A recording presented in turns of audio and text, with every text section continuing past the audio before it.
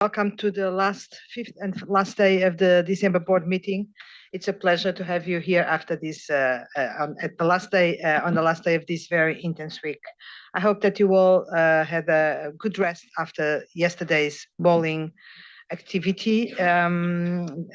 We could see some talents that we did not know that we have, and you also could see some talents that some people don't have, and that you probably didn't know. I hope you have an award for me as the worst bowling player of the board. I think it was a very good activity, and I enjoyed it a lot. In spite of that. So today we still have some important things ahead of us, namely 2 approvals to decide upon. But before we start with the agenda, I will give the floor to Ken for some administrative issues. Not so much administrative, Chair Gabriela, but really just 2 matters in connection with the agenda. One is the approval of the board minutes from the September sessions. Well, just a public session. We'll take the approval of the executive session minutes during the executive session later this afternoon. But in relation to the September public session minutes, we have received some comments early this morning, so we've not had a chance to process them. So I would suggest that the board consider the changes and approve the minutes next Wednesday during the virtual session, if that's okay with everyone. And secondly, Workstream 1 has circulated 3 sections with some revisions yesterday afternoon for the board's consideration. Time permitting this morning before lunchtime, Workstream 1 would like about half an hour or so to enable Mark, as chair of Workstream 1, to walk the board through some of those changes in response to the board discussion earlier this week. So if that would be a bit of the program for today. And then we can move to the agendas, Gabriela, after you have announced any additional matters.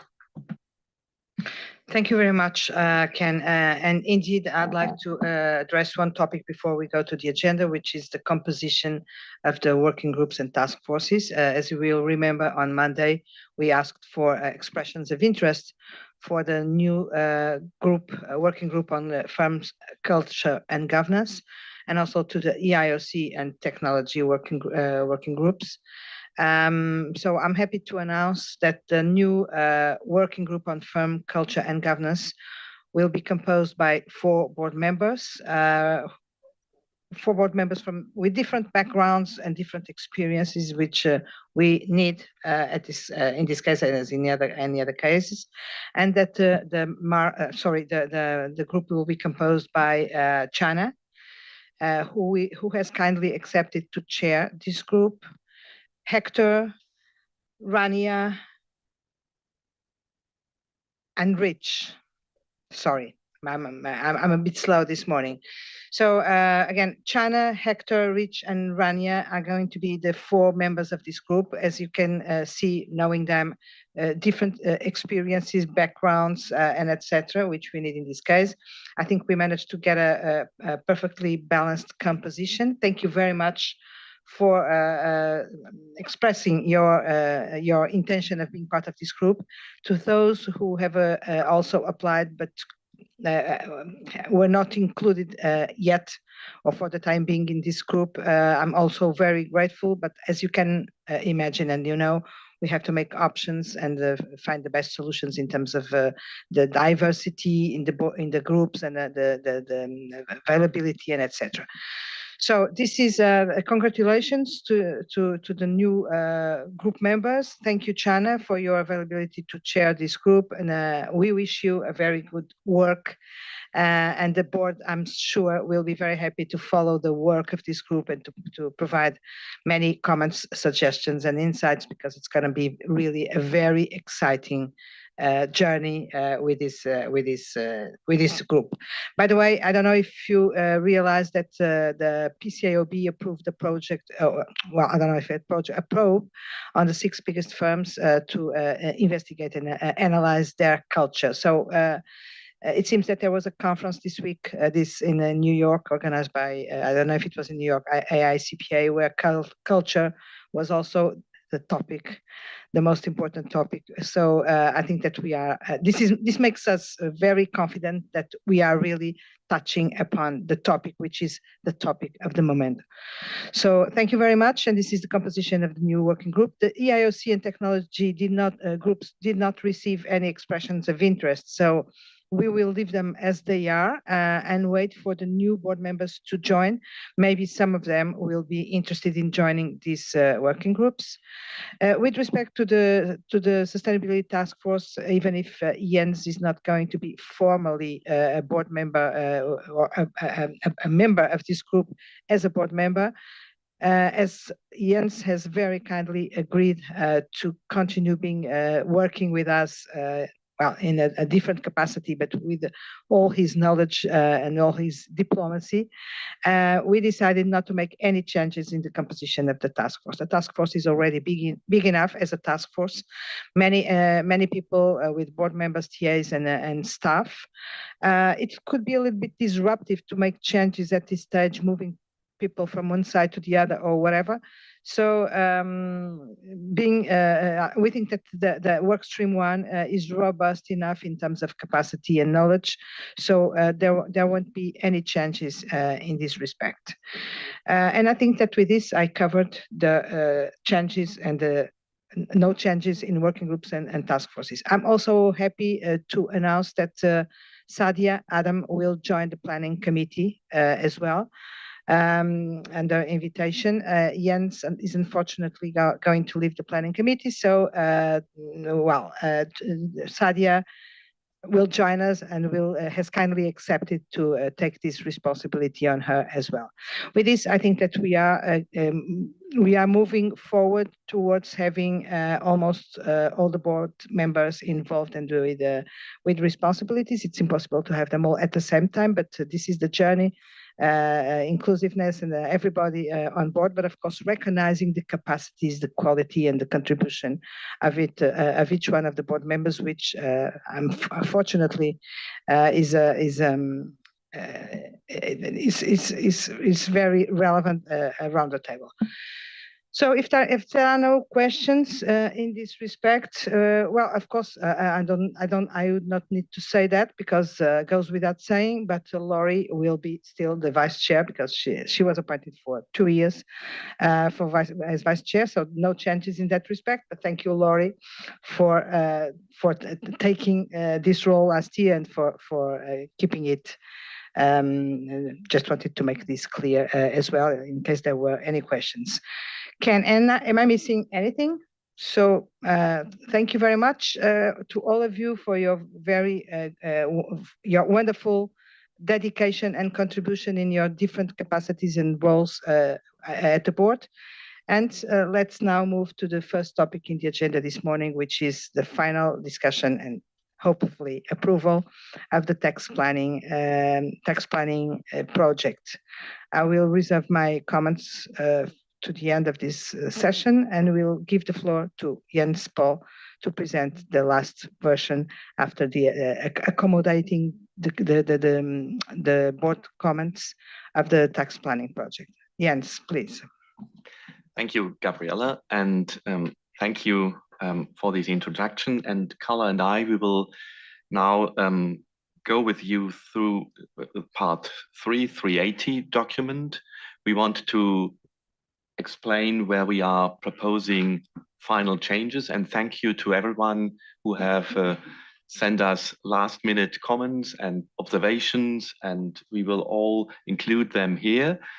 And afterwards, we will look at 280 and then to the document of the conforming changes. So these 3 documents we will present to you, and Carla will now lead us through the changes, and if there are any issues, we can discuss it, and we have enough time to find proper solutions.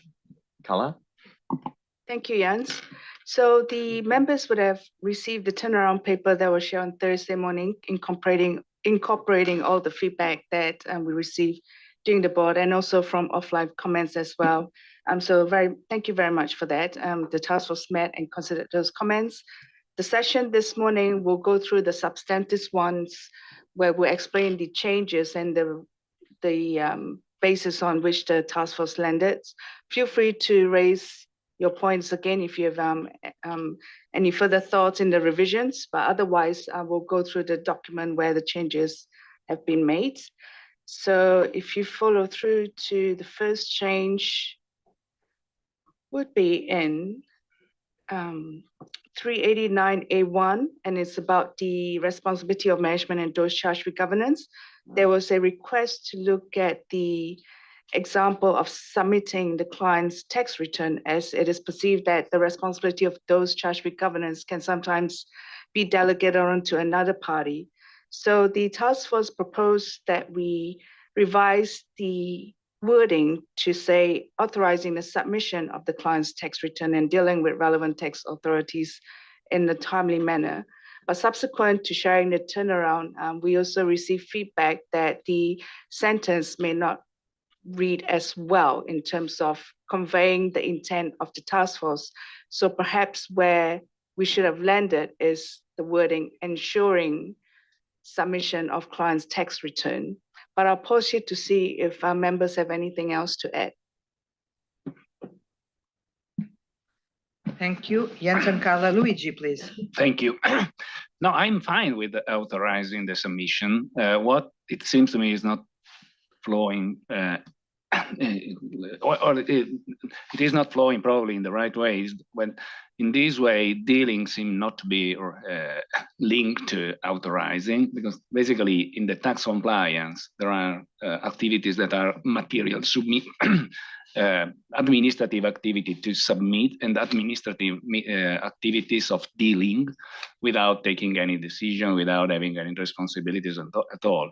So I think that what it is true for submission is also true for dealing.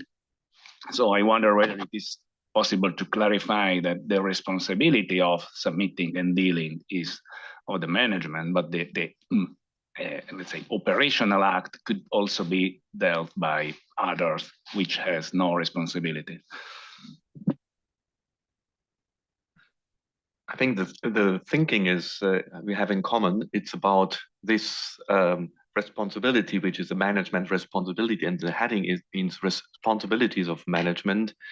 I think we could perhaps change it, but for me, it's crystal clear that if you read the heading, we are talking about the responsibilities of management.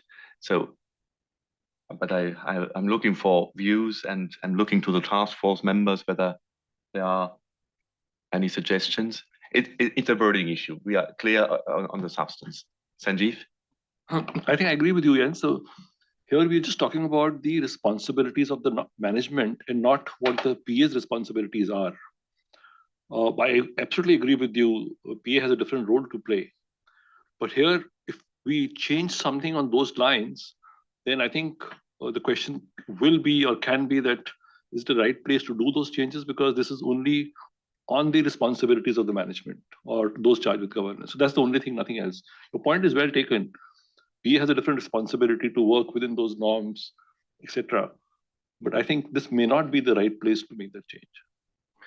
And perhaps we can clarify in the basis of conclusion that this doesn't prevent from delegating some of the actual doing, but the final responsibility is still with management. So I think that is the thinking. Thank you, Jens. Felicia. Thank you, Chair. I think using ensuring is probably much better, because this is the responsibility of management and it follows within the context of if you look at the text, it is indicating ensuring throughout. So I think ensuring is better than authorizing the submission, because management's responsibility is to ensure that everything is done right, not authorizing. So I think ensuring could come out to be the proper wording. Thank you. Thank you, Felicia. Ken, please.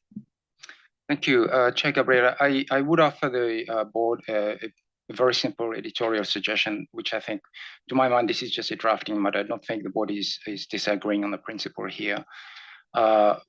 Felicia, thank you for your comment. I think the task force is very clear that it is a matter of authorizing, so I would keep authorizing. Where's the word gone? Okay, authorizing it. That's not the issue. The discussion is on the matter of dealing, and I think Luigi has a fair point that readers might perceive that actually management is dealing with the nitty-gritty issues that might be raised. To my mind, this is a very simple editorial, and you could say, well, keep the first part of it and say ensuring that matters raised by the relevant tax authorities are addressed in a timely manner, or ensuring that any matters raised by the relevant tax authorities are addressed in a timely manner. That still keeps the responsibility with management and still keeps the thought about dealing with issues or questions or any matters raised by the tax authority in a timely manner.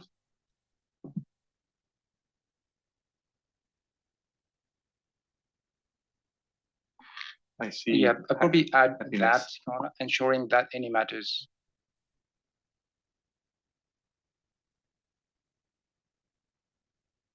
are addressed in a timely manner.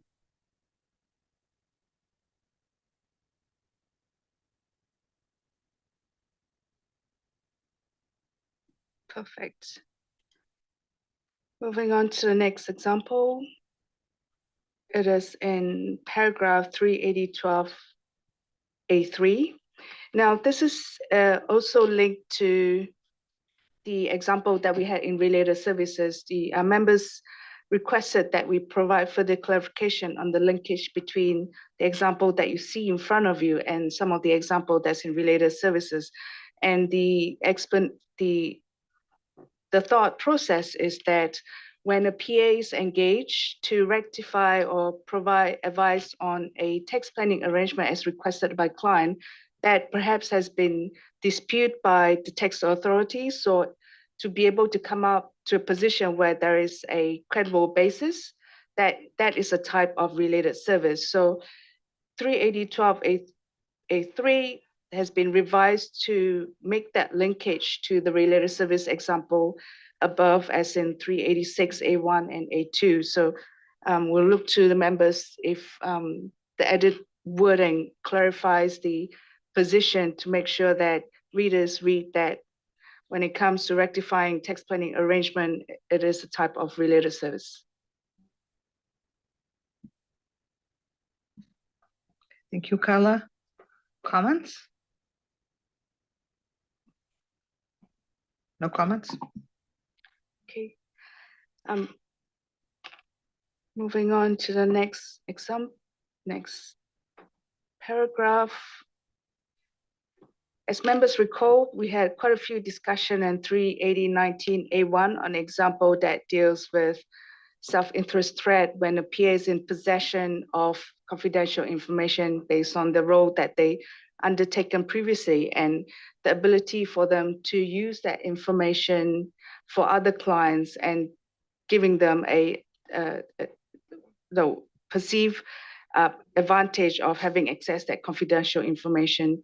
So the task force went back and revised the wording as you see in front of you to convey that the threat arises, the self-interest threat arises not by accessing the confidential information, that it will be possessing that information gives the PA advantage when they come to advising other clients. So I'll pause here to see if members have any comments in the example that is presented. Sorry, in the revised wording that's presented in the example. Thank you, Carla. Luigi, please. Yeah, my point is that it seems to me that at least I'm not able to see the action here because the simple possession of information that may be available, it is not per se the source of a specific risk, or it is too far from being the source of a specific risk. Probably the risk is when there is the intent to advise or there is an actual action to advise the client on this matter, because this obviously would be directly linked to the risk. So this was my comment. Thank you. Carla?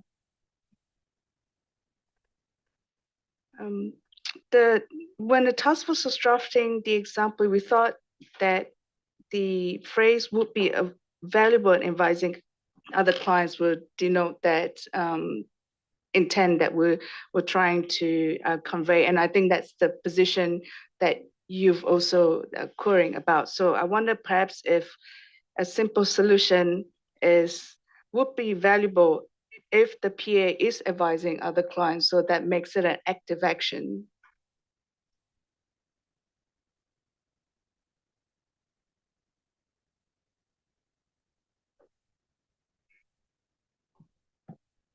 Thank you, Gabriela. Carl, I don't know that this is going to make any difference in terms of what this is already saying. To my mind, this bullet point is describing the circumstance. It's not describing the action. In fact, as we address it, describing the action is almost nearing the point of causing a breach of the code. The threat is really arising from the particular circumstance. And as we all know, when the code describes threats, it's about describing the interests, relationships, or circumstances. So it's the nature of the circumstances that gives rise to the threat, as opposed to the PA undertaking an action that actually is going to cause a breach of the code. So if you were to read the other bullet points, for example, they are describing circumstances in which those different types of threats or might be created in this case. So for example, if you were to read the next bullet point, this is where the PA accepts a fee that might be perceived as being excessive, but this is not suggesting that the PA, by the mere fact that the fee is excessive, is undertaking an action that will cause a PA to breach the code.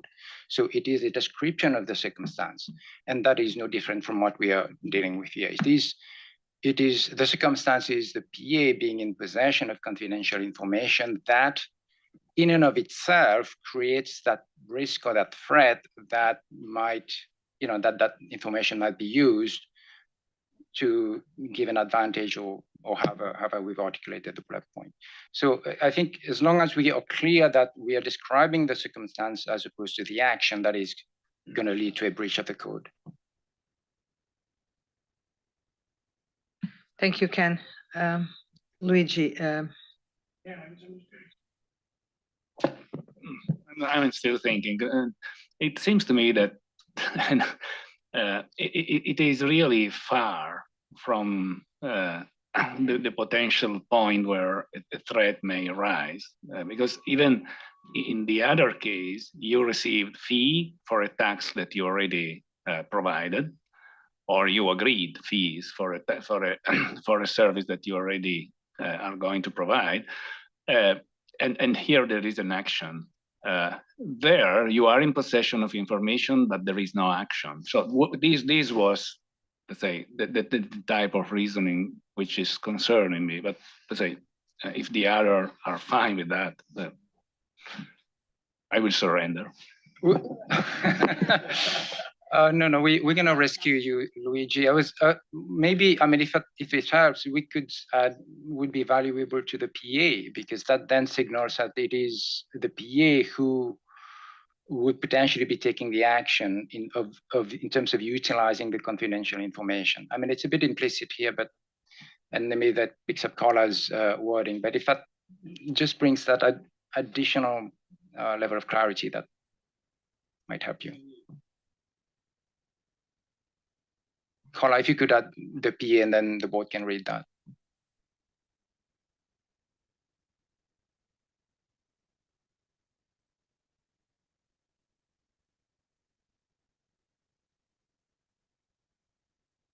Okay, thank you very much, Ken, for the suggestion. Does the board agree with Oh, Rich, sorry.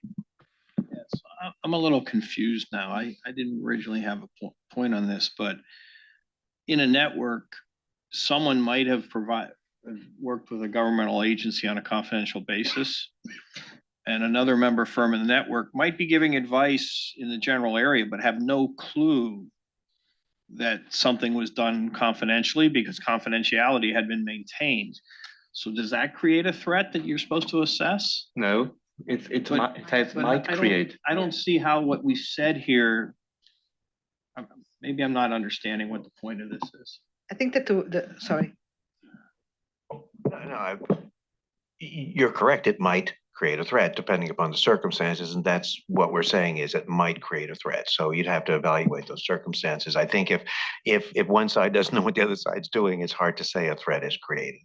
So yeah.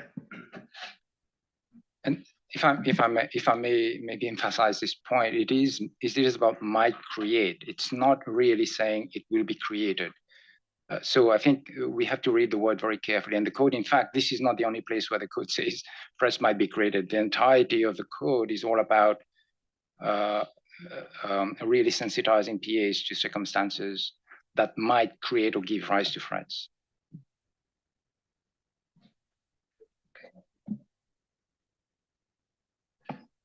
Yeah, we need to be sensitive on that point, though, because I understand what you're saying and I agree. But the way the phrase might create was used in the NAS for pies gives the impression that that phrase is at a higher, it imposes almost a thou shalt not type concept, because we said there, if it might create a self-review threat, then you can't do it, even if it doesn't currently. And I think we need to be careful, that people understand the difference between what we said there and when we use this in many places throughout the code. Sorry, Galen, please. Is this intended to be very focused on the Australian situation? And if it is, I would hope in the explanatory memorandum that there would be some specifics as to this particular item, because I do agree with the points that have just been raised. That, I mean, it's a little unclear just reading this as it is what we're actually trying to accomplish. Thank you, Galen. Paul, please. Thank you. I think just going to the sentiments being expressed, I wonder whether the suggestion that we're changing the would be into is, so that's what crosses the line in terms of whether there's a value or not being allocated can only occur where the two sides know what each other have done and therefore can use it or potentially use it. Would that solve that kind of extremity of suggestion that we're talking about? Thank you for the suggestion, Paul. Well, we have more comments, but I think that I'm going to give the floor to, can I continue? Okay. Christelle, please.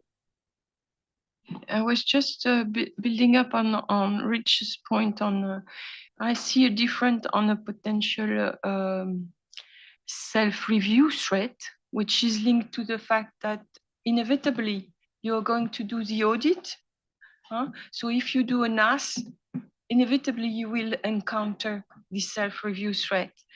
While here, the self-interest threat is only going to happen, or the self-interest problem is only going to happen if you use your information before it is available for all types of clients and public, if I may say so.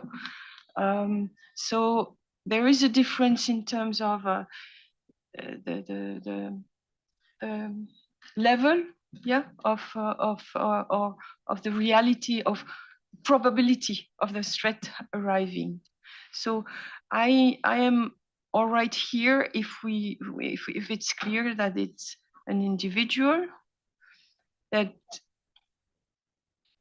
when he breaches the code is when he uses the information while it is not available for others to have a particular commercial advantage or whatever, or other kind of a personal advantage of this. So I'm all right with how it is now.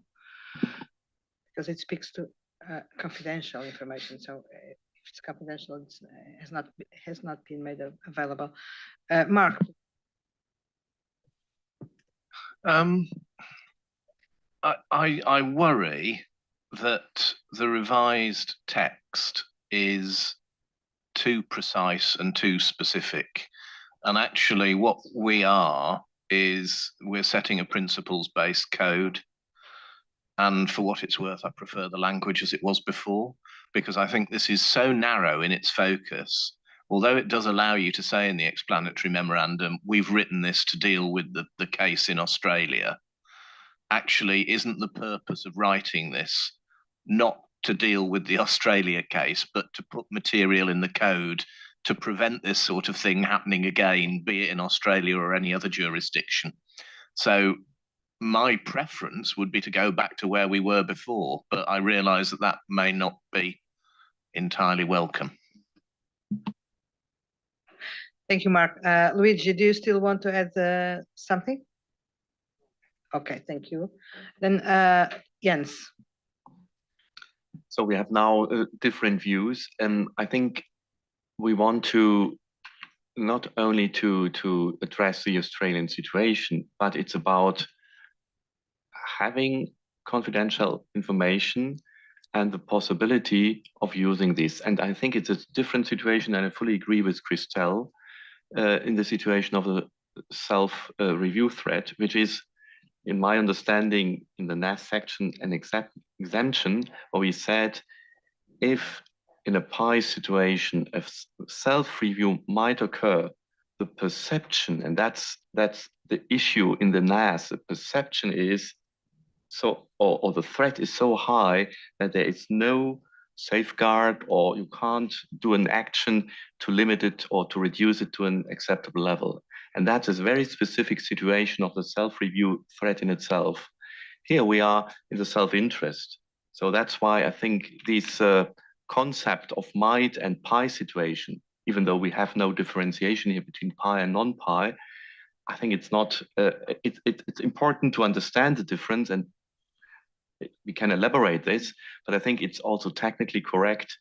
I will give you another example where we had long-lasting discussion in fees that the fact that the accountant is getting the fee from the client in an audit situation, that there might be a threat. So it is said, even though we are saying in the end, it's nothing against that in the current situation, the auditor is paid by the client.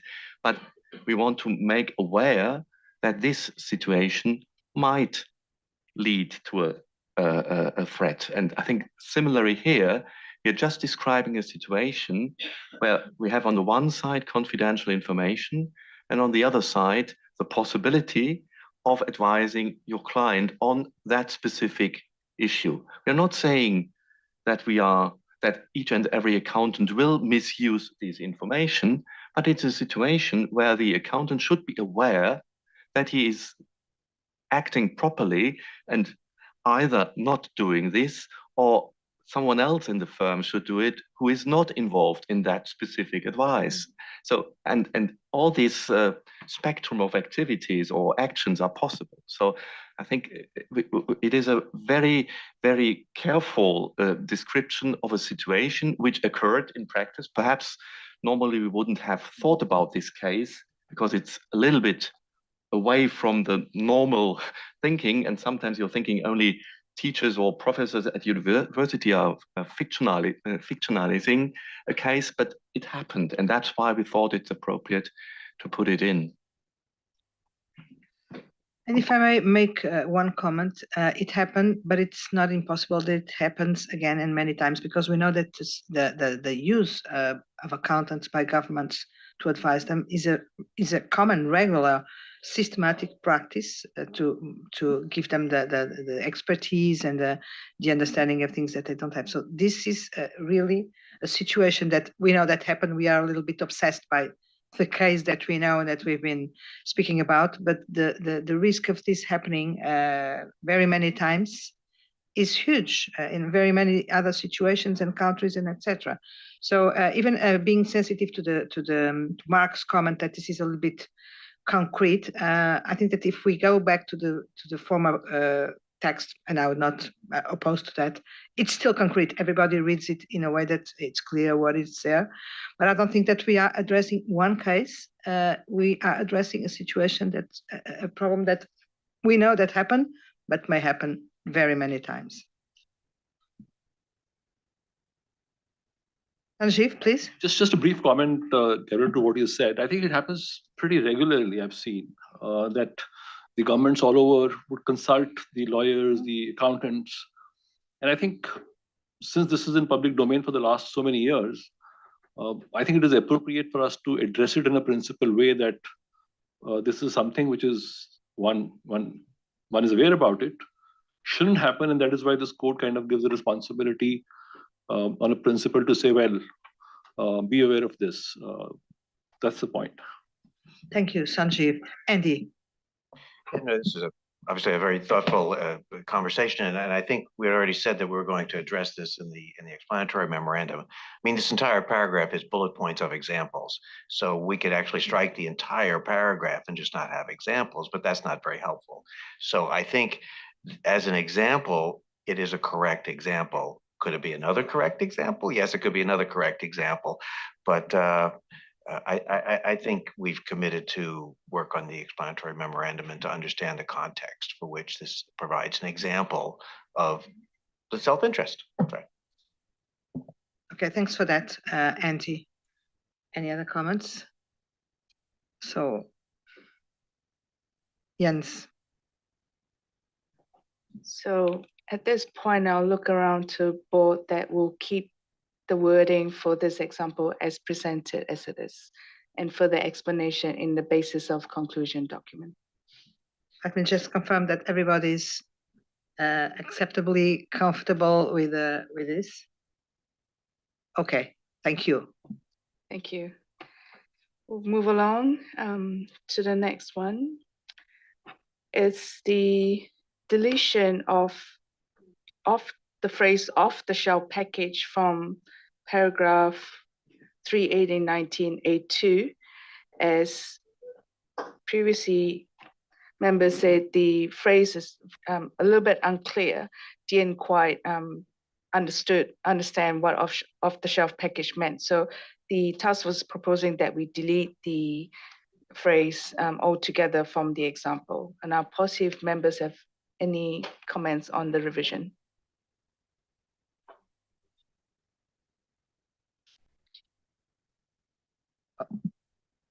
Luigi, please. Thank you. I think that previously the example had the benefit to be clear, or at least to be very clear about the situation we would like to tackle.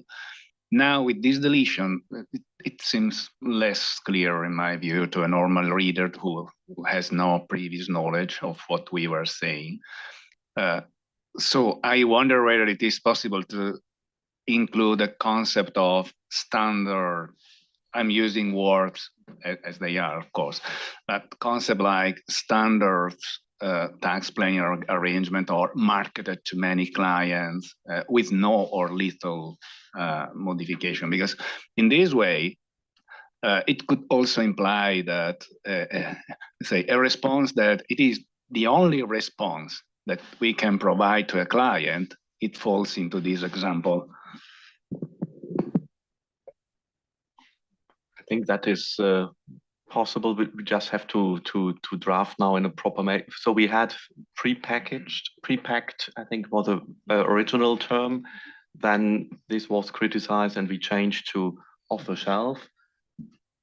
And Sorry. I think, Rich, you... Yeah, no, I had a comment on this area. I had no idea what off the shelf means. And I asked some tax professionals and they couldn't define what it was either. I thought what it says here is what Luigi just said. It's a tax planning arrangement with little modification for the client's specific circumstances. Is that not what you were after? Something where you just kind of do it repeatedly? And if not, then let's get the right words in. But I guess the question is, what are we intending to address here then if it's not covered by the words that are here?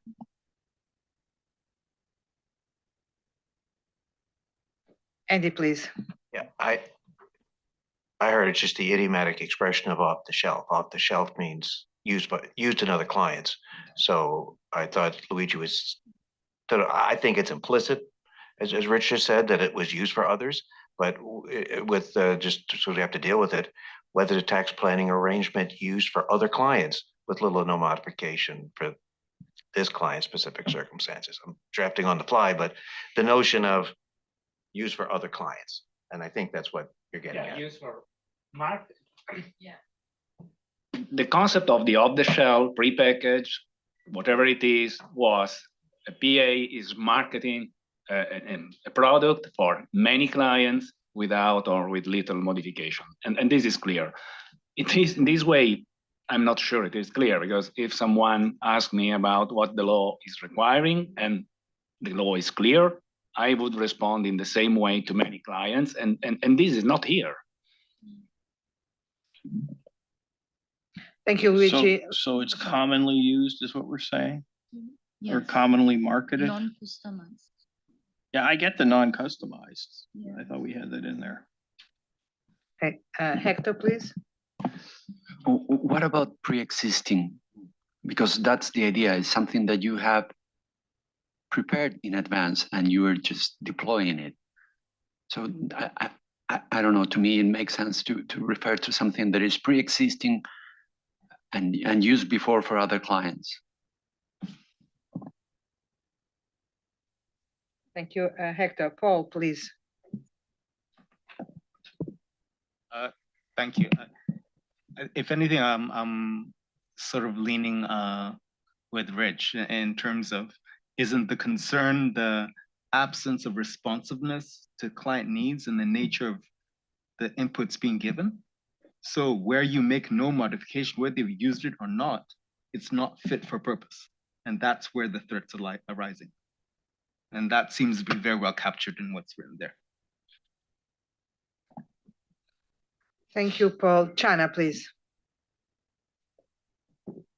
Okay, maybe this is a drafting suggestion, whether it's a tax planning arrangement previously used for multiple clients with little modification for this client specific circumstances. Okay, Ken, please. That works for me. I was going to come up with a different suggestion, but that conveys, works, yeah. If it works, it works. But I do agree with Luigi's, absolutely, I do agree with Luigi's reaction here, that that's why we have to be careful whenever we are deleting words, that we don't inadvertently create new sort of ambiguity, etc. Oh, thank you. So we have now the wording. Perhaps we can, whether it is a tax planning arrangement previously used for multiple clients with a little bit of modification for this client specific, the client specific circumstances. I'm looking around. If please. I think Hector made that point, or with little or no modification. You may be repeating it as it is, or with some modification. So can we use the word with little or no modification? I mean, if it is, I'm fine with this also, but that's another thought which I think Paul had proposed, or Hector had proposed. No. Perhaps we can drop previously, as Laurie is indicating, to be more crispy. Is redundant. Used for used means previously, so it's even clear. Used for multiple clients. If anything, my concern, the multiple. Does it need to be multiple? Yeah.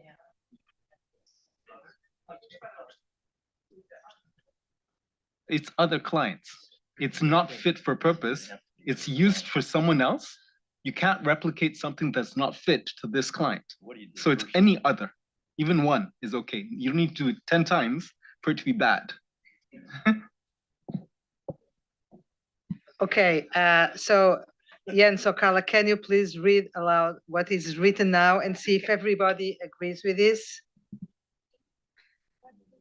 Factors that are relevant in evaluating threat of such a level of such threats include whether it is a tax planning arrangement used for other clients with little modification for the client's specific circumstances. Not yet. Luigi, please. Well, if we stay with the original intent, others could mean one, while pre-packaged off the shelf and so on is more linked to multiple. So I would prefer the idea that this is something that we are, not we, that the PA is marketing for many multiple clients, and it is used as a standard to be replicated on the others. Well, yeah, everyone, I don't know, Paul, you still want to? If it's just anxiety, once you use multiple, what is multiple? Is it 1? Is it 3? Is it 10? You start getting into a very, just drop the multiple. If it's not for them, it's not fit. I think multiple is used in other places in the code as well. Yeah.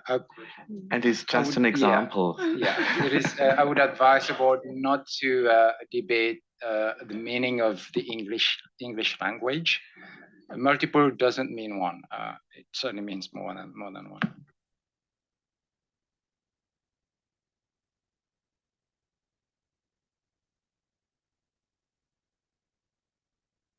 Sorry, Hector. Chair, what about Sanjeev's recommendation of little or no? To me, it made a lot of sense. I'm not if I'm No, I would not add no, because that would mean that you use the name of the previous client and you use the same name. You at least need to change the name.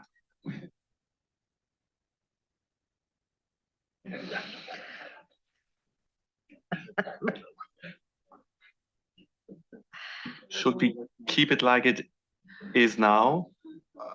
I know you go to multiple. Multiple or other? Multiple means more than one, other means more than one. I see no real difference, but yeah. No, other clients.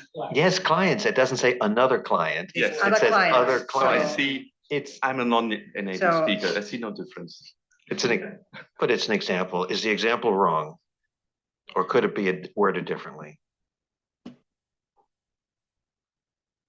I mean, these are all important comments. That if the example is misinterpreted as meaning this is the only course of action that's naughty, then I think we'd have a trouble. But it is listed as an example. I mean, indeed, I think these are all other wordings of perfectly fine examples. But is this example wrong? China, please. I think from experience, what we have found with these pre-packages, there are multiple clients. This is the practical reality. So on that basis, I think multiple is the right word here. I'm not disagreeing. I can't disagree with the chair. Oh. They're both okay. Okay. Multiple is an example. Okay, thank you. On behalf of Task Force, we're very thankful members are very awake and full of rigor this morning, but clearly we are very close to the finishing line, and this is an example of a really good product that we're aiming for. So very thankful for this discussion.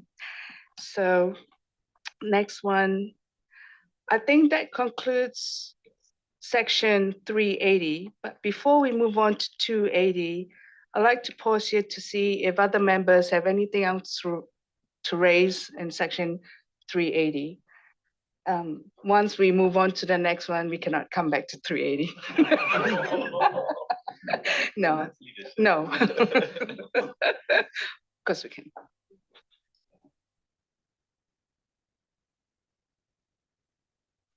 No comments to 380. Move.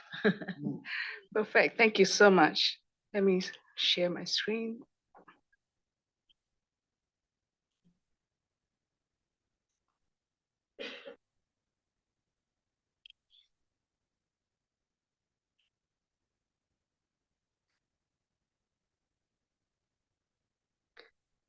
Section 280, which relates to responsibility of PAIBs, agenda item 3J, which was also shared on Thursday with the turnaround text. I'd like to clarify that the changes we have in 280 largely reflects the changes that we made in 380. So I'll quickly go through the text and point out where I think it will be a substantial change to what you've seen previously would be the addition of the example that we just discussed on the self-interest thread. Previously, we didn't have this example in 280 19A1. And further deliberation by the task force that we could actually modify the example to be applicable in the case of PAIBs when they've been involved in advising tax policies for a government agency. This is a real life example as well that could happen. We felt that it is necessary to reflect this example in 280 as well. So I'll pause it to see if members have any reaction to the wording and the intent of the task force. Mind you, we just discussed the wording in 380, so I hope there's no further changes in the wording itself. Thank you, Carla. Any comments? No comments.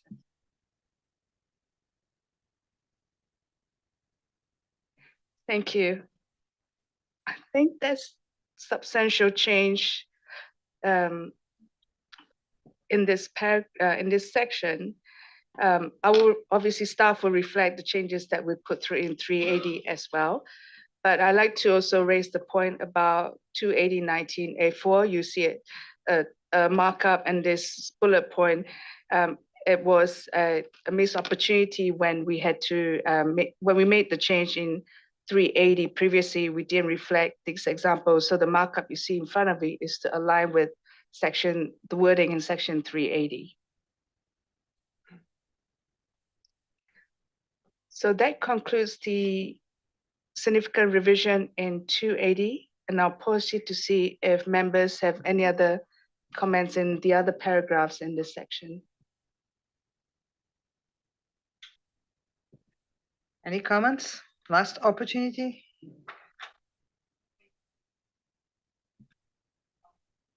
Thank you, Chair.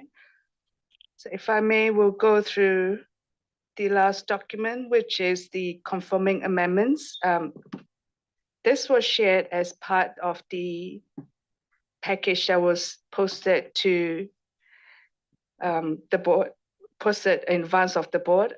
Like to point out that we did not manage to discuss this on Monday, and this is the text that was exposed to the market. And the only change that the task force is proposing is in paragraph 321.3A1, what you see in front of you. Previously, we had the markup showing application of laws and regulations such as accounting, auditing, reporting, etc. On further deliberation, the task force is of the view that we might have eventually enhanced the scope. So we would like to be more specific and conclude with the deletion of the reference to laws and regulations such as, and to be specific that it is about the tax laws and regulation. I'll pause here to see if members have any comments on the revision since exposure. Thank you, Carla. Rich, please. Yeah, this is from the extent code, and the extent code covers second opinions on matters that are now appear to be left out, because it doesn't reference laws and regulations. Previously, it said such as accounting, auditing, reporting, or other standards or principles. Why would we just not say accounting, auditing, reporting, or we'll put tax first, tax, comma, accounting, auditing, instead of limiting it to tax laws and regulations? So in other words, if the accounting is specified by regulation, it should be included in here if you're going to give a second opinion on it, is what I'm getting at. I think this change inadvertently limits the scope of the paragraph. So, Jens? I think that's a point we can accept. I'm looking to the task force. Yeah. See, nodding. I think it's okay. So laws and regulations, that's deleted, right? So yes, it is as tax accounting, yeah. I think that's consistent. Yeah. The language is consistent. Yeah. We are very much driven by tax laws and regulation because tax planning is on tax laws and regulation, but I think it works. Tax, accounting, auditing, reporting. So I was suggesting leaving laws and regulations such as, and then start with tax. No? No, I think No, that's, this is way too broad. Yes. If I can, in the exposure draft, no. If I could remind the board what went out in the exposure draft, which clearly the board approved. It read a second opinion on the application of laws and regulations, comma, such as tax laws and regulations, comma, and accounting, auditing, reporting over standards or principles. So really the parenthesis is about an example of laws and regulations, but really the broader concept is laws and regulations. So I don't believe that we receive any significant concerns with the conforming changes on exposure. So I would suggest to the board that we stay with the original wording in the ED.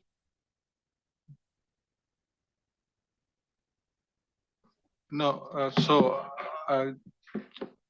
just Ken, I think when we sort of discussed it, the concern was when laws and regulations were sort of, going to the area of lawyers.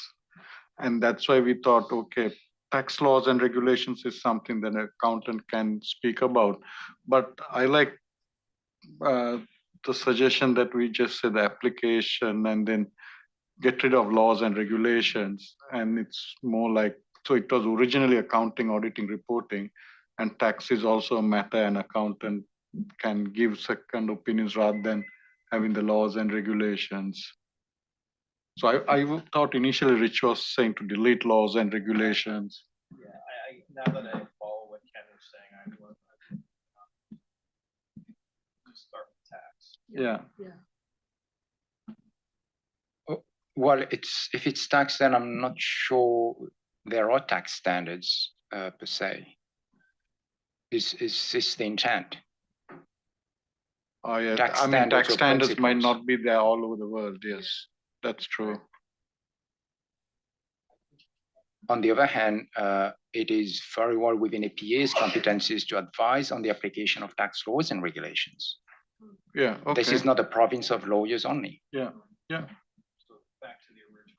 Well, I would narrow it to tax laws and regulations. So that's not, that we're turning PAs into lawyers, as it were.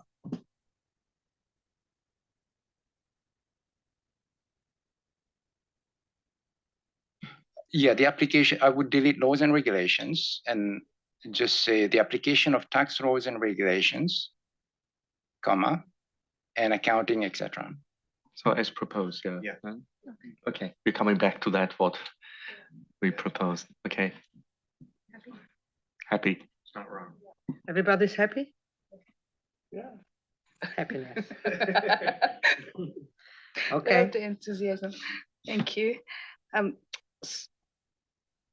Does members have any other comments on the conforming amendments at this stage?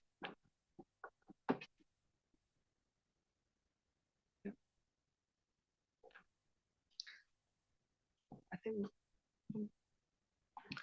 Okay, we can now move on to approval. Thank you for all your comments. I think that was a good discussion, and thank you to the task force, to Carla and Ken for this tremendous support. Thank you.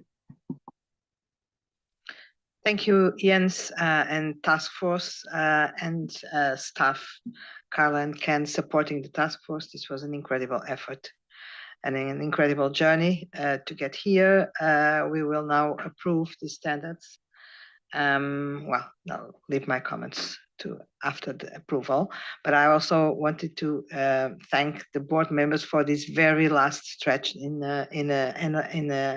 analyzing and addressing the last changes made to the text, which of course also mean a great effort from the team and from the task force to come back with the document in such a short time frame.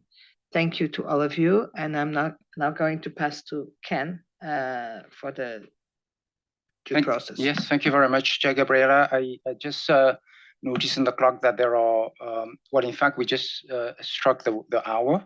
In fact, the clocks are not aligned. We have 15 seconds to approve the document before we hit 11 a.m. Oh, 10 seconds. Only joking. Let me run through the due process procedures, which are very important. First of all, let me confirm to the board in my capacity as the technical director for IESBA that the board has followed due process up until this December board meeting in developing the proposed provisions, which have been finalized at this meeting. And I would also like to confirm to the board that throughout the course of this meeting, the board has followed due process in terms of being, especially relative to the task force, being transparent in terms of the issues that have been discussed. Let me turn to Jens to confirm whether, in your view, Jens, the task force has brought to the board's attention all significant matters that have been discussed in the task force. Yes, we have brought up every and each aspect of this huge item. Thank you. And let me also ask you to confirm, Jens, whether you and the task force are of the view that there is a need for further consultation on the document. No, there's no need for further consultation. Thank you. The board has received a full analysis of the responses to the exposure draft. All the comment letters are available on the website. Is there any matter in the responses that stakeholders have submitted on the exposure draft that any board member believes ought to be discussed before the board is asked to approve the document? Nope, saying none. Very well.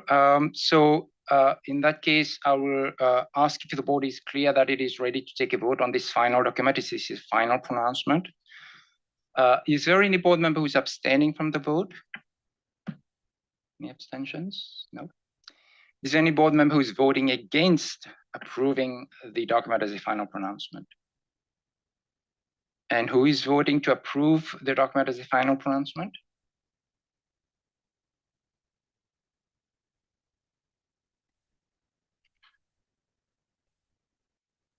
17, 18. We have unanimous approval, Ms. Chairman.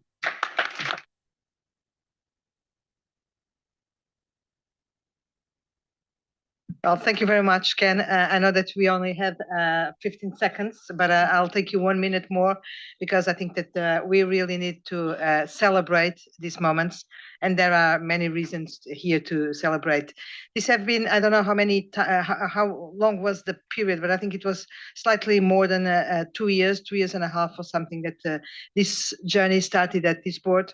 And it faced some challenges, as I had already opportunity to highlight very many times. But the commitment of this board to integrity and to ethics and to the making sure that there is an ethics framework for tax planning was enough to overcome all those difficulties and obstacles.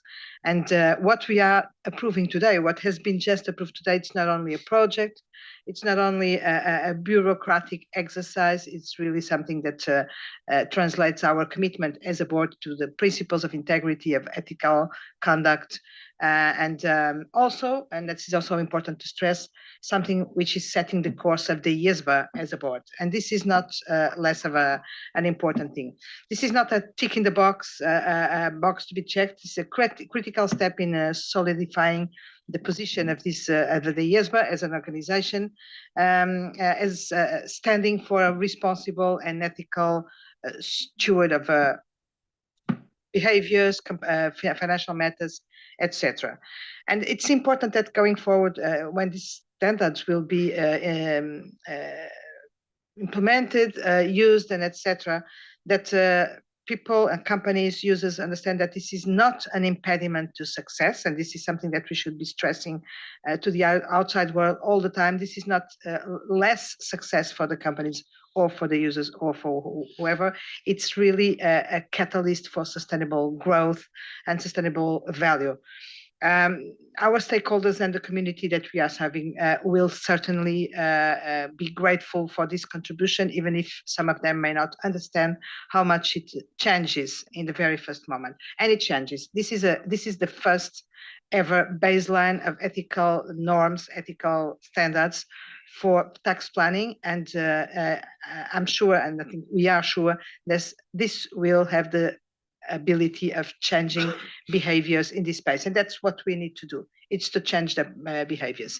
Now, is it gonna happen on the very first minute? No, just like in all other areas, it's gonna be a journey. It's gonna take time. Those who want to breach the laws or the principles will ever or always do it. This is not a magic wand against wrong behavior, against wrongdoing, etc. This is really that aims at helping the professionals, all professionals, even those beyond the profession, and this is also about expanding the scope of the code, may use to provide sustainable advice and sustainable services to the companies. So I'm really grateful to all those who were involved along the journey, the dedication to the work, those who have contributed to this successful result that we are celebrating here today. Just as a conclusion of this, and this is not the last day, this is really the first day of a new journey. This is not a procedural step. This is really a statement of the values of this organization as an ethical board. And this is also a testament to our resilience as a board, our commitment, our assertiveness in following some paths and achieving some objectives. Now it's time to move forward for the break, of course, which is, by the way, very short today, but also to move forward with the knowledge of our decisions made here and shaping the IESBA legacy for the generations to come, because it's really what's happening here. Thank you very much to all those who, in one way or the other, contributed to this result today. Thank you and congratulations to the board. Ken, please. Thank you. Yes, just two quick matters, and really just for the record, I'd be remiss, and it is my bad. I should have asked the board also to confirm that there's no need for re-exposure. So I know I'm not expecting that anybody will be asking for re-exposure, but let me just confirm for the record: is any board member who believes the document needs to be re-exposed? Very good. And I see a huge sigh of relief from Jens. Yeah, thank you, Jens. Thank you very much. And on the matter of effective date, Jens, if you could remind the board again that as to when the task force's recommendation. The task force recommendation is after the 30th of June 2025, and early adoption is permissible.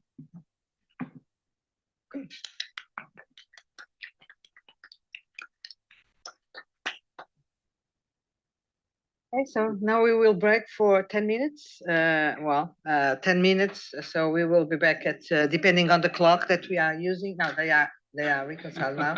We'll be back at 11:28. No, 18. Sorry, 18.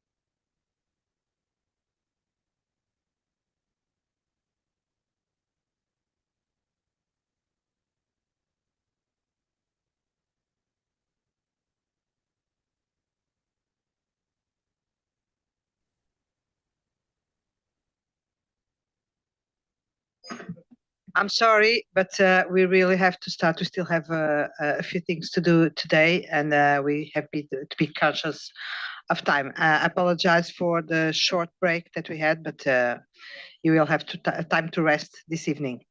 So, without any other comments to save time, I'm going to give the floor to Laurie. What we are going to do now is to address the final version of the exposure draft on experts. I'm very grateful to the task force and to the staff for the quick turnaround of the document so that we were made available with these documents and had the possibility of getting to an approval today. Laurie, please. Thank you very much.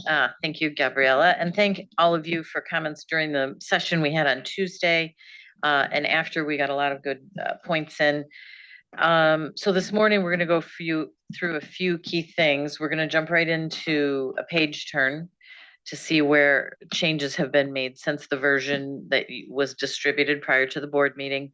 And that's most important. And after hopefully the exposure draft is finalized, we're going to spend a few minutes on some additional items and details around the exposure process in period. So without wasting any further time, I'm going to turn to Cam, and we're going to start to page turn through the document because that's the most important thing we have to do right now.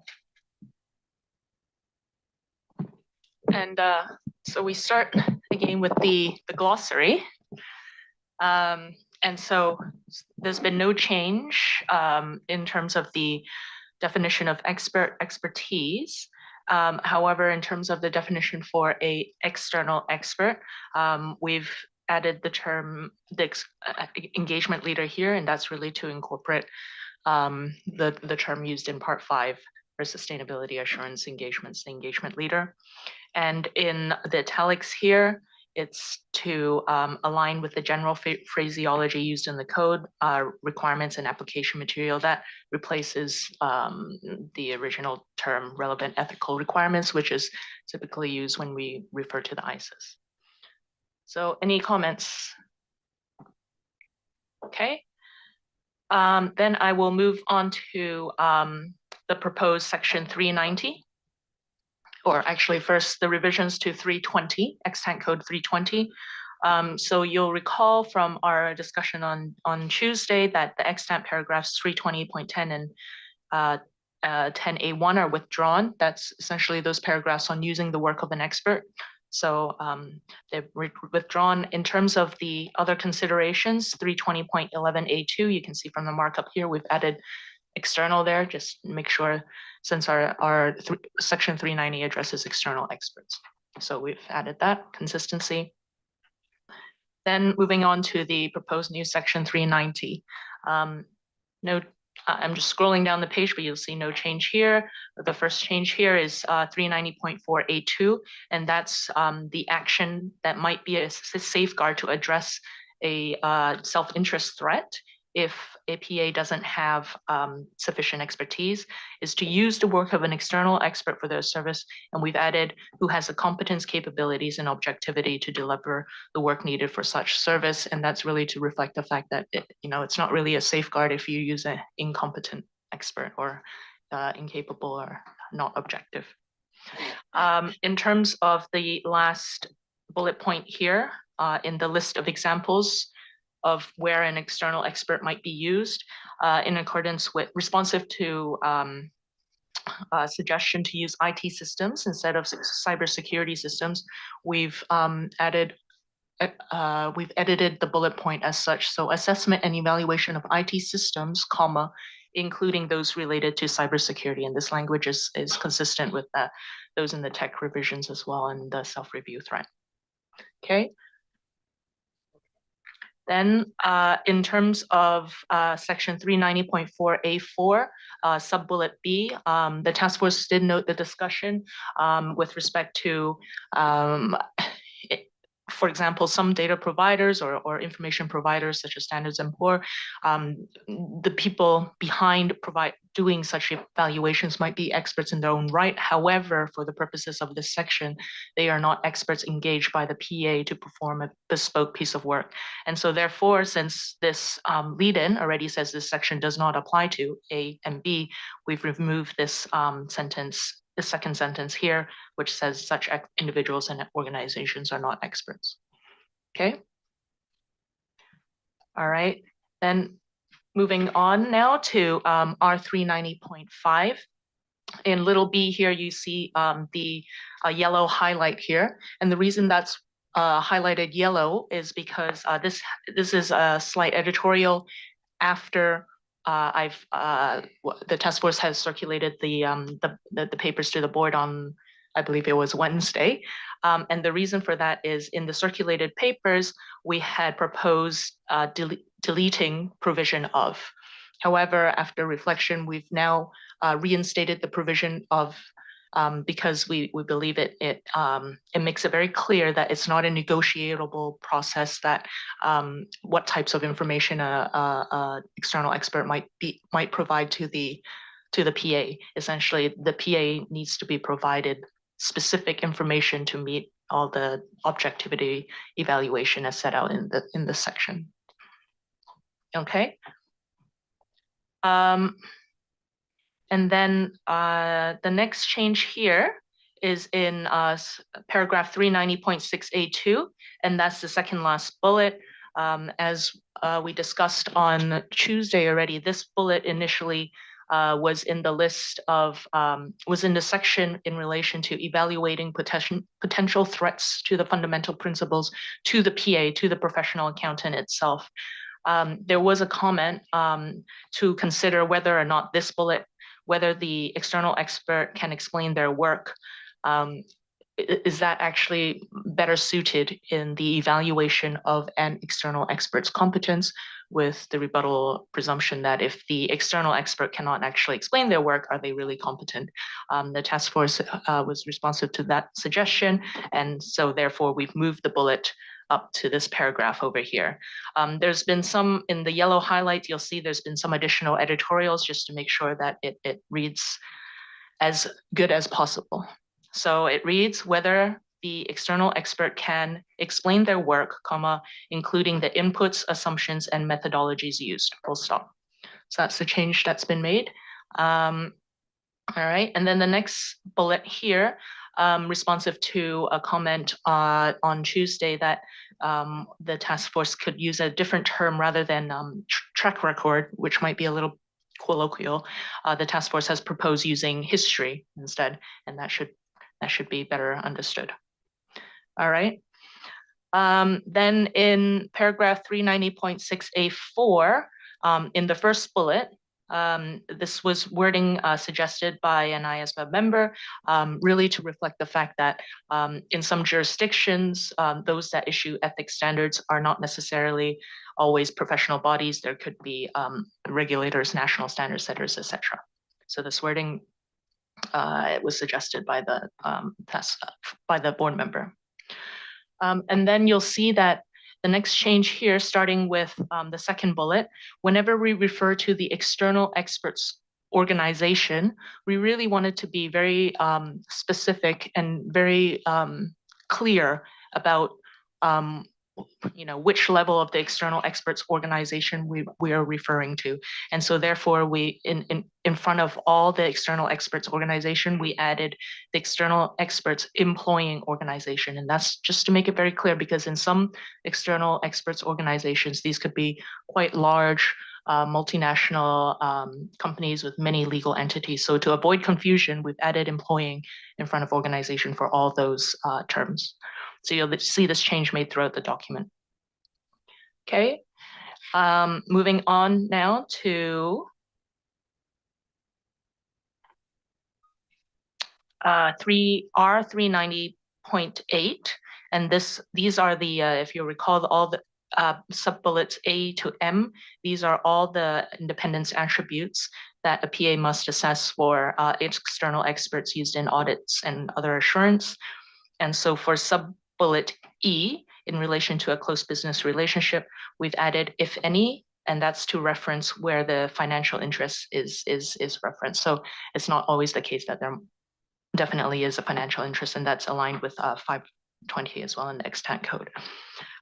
In the next sub-bullet G, we've added also a consideration of how long the external expert and their employing organization have been associated with the entity, and that's added in response to an IESBA member's suggestion also to consider their organization. The task force agreed with that. And in sub-bullet H2, there's also been a edit here, and that's really to reflect that the PA wants to know any information about the external expert in terms of any positions that were held or previously held by the external expert and without a time limit. And that's really to better understand the totality of the situation. The PA can obtain this information, evaluate it, exercise professional judgment, and evaluate and determine the external expert's objectivity. The next change then is editorial in R390.9, and this was a suggestion from my IESBA board member to really move these words here to the sentence above, where you can see, so it's clearer. Another editorial here in R390.10, the change from or to and the and is really to align with the wording that's used in R390.8, the period covered by the audit or assurance report and the engagement period. So it's consistent now. And then moving on, we have in paragraph 390.11A2, you'll see some yellow highlights here, and the yellow highlight really came, as I explained earlier, subsequent to the circulation of these papers to the board. And that was, as the task force reflected on the wording that you see below that's been struck out, does not undermine the intended purpose of the PA in using the work of an external expert. The task force, for better clarity, has replaced that phrase with what you see above. So just to read it, the information about interest, relationships, or circumstances between an external expert or their employing organization and the client might be obtained from inquiry of the client, if the circumstances of the engagement permit disclosure of the use of the external expert to the client. And really, this is to address situations where, for example, an external expert might be engaged for forensic purposes, really to investigate the client, and the circumstances do not permit such disclosure. So we felt that would better reflect the intent for better clarity. Okay, and then in terms of the next changes, advocacy threat. So in this bullet here, you'll see change towards, at the end of the sentence, it's potentially advantaging or disadvantaging the client, and that's responsive really to an IESBA member's suggestion that conclusions can either be beneficial or not beneficial to the client. So we've now made that very clear. In terms of familiarity threat, we went back, reviewed it, and this is the new example of a familiarity threat. A professional accountant has a close personal relationship with the external expert. So we felt that better reflects the familiarity. Okay, a slight editorial here in the third bullet, the nature of the professional service for which the external expert's work is intended to be used. Okay, and then in this sub-bullet 5, as I explained earlier, this bullet was now moved up to the CCO evaluation competency. All right, and then now moving on, we are in the last phase, editorial here in 390.17A2, change from as to so for clarity. And we are at the end of the document. Any comments? Sorry, Cam, you think it went very quick in the last editorial. Could you just pause here for a few seconds so we can read that? Yeah.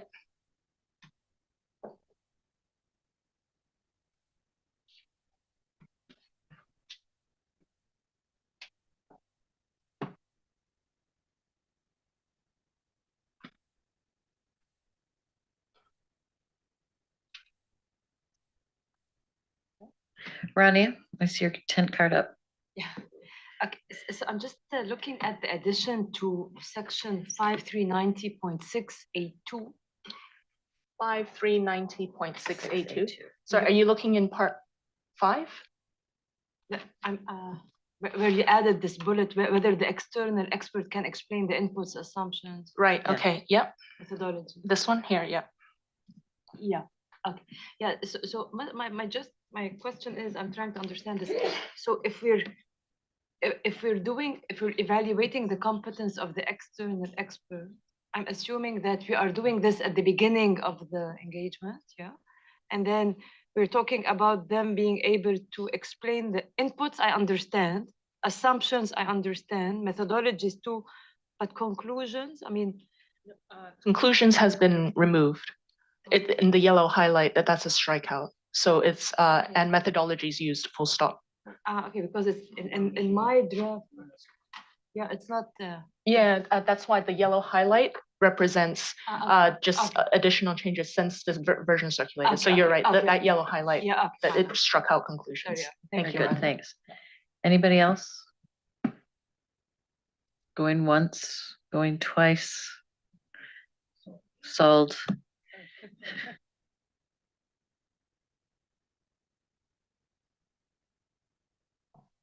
Oh, well, I moved on to part 2. Okay. Okay, so no comments on part 3. So now we're on part 2, proposed section 29. First, we start off with the section 220 extant code. As you can see, there's been no change from what was circulated on what we discussed on Tuesday. And then in proposed section 290, really the edits here, the track changes reflect what we just went through in proposed 390. So unless there's a difference, I'm gonna scroll through, okay? So this change here in the sentence about the safeguard and having the competence, capabilities, and objectivity, that's aligned with part 3. This last bullet point, example of IT systems, including cybersecurity, aligned with part 3. Again, this deletion aligned with part 3. So really, I'm going to be saying the same thing. I'm scrolling down. This was the bullet point that we just discussed, whether the external expert can explain their work, comma, including inputs, assumptions, and the methodologies used. So that, again, aligns with part 3. Change from track recorded history. And I'm scrolling down to the document. Again, the changes in advocacy threat, familiarity threats align with part 3. Scrolling down again, changes in the evaluating threats list, same with part 3. Moving down, the editorial that we mentioned in the emerging field as to 2, same as part 3, and we're at the end of the document. Any comments? Okay. All right, so the last one is 4E, and that's the equivalent part 5. So again, these changes are the same as in part 3. So I will scroll through the document, or maybe I'll scroll through the document, but please, if you have comments, feel free to raise them at this point.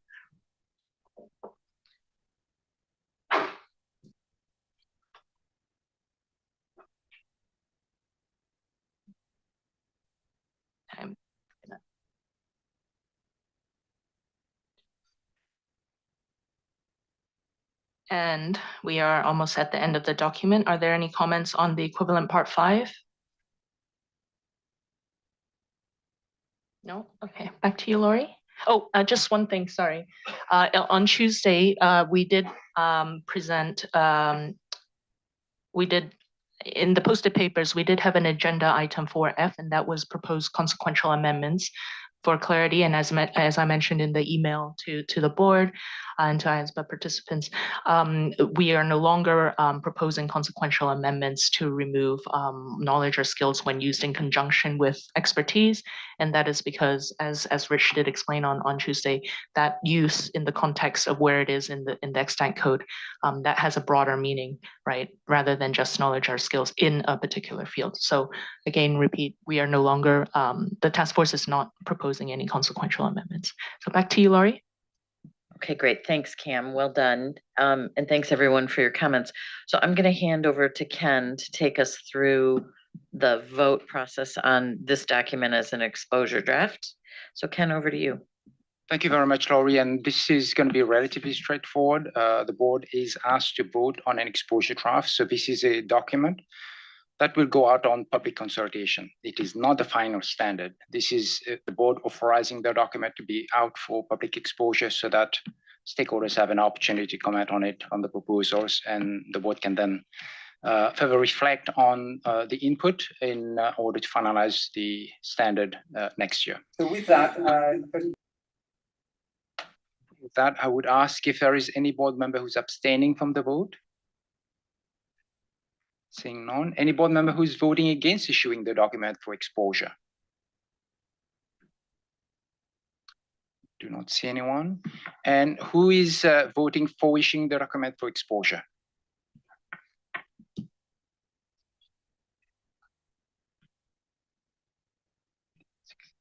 18. Wonderful. Unanimous approval.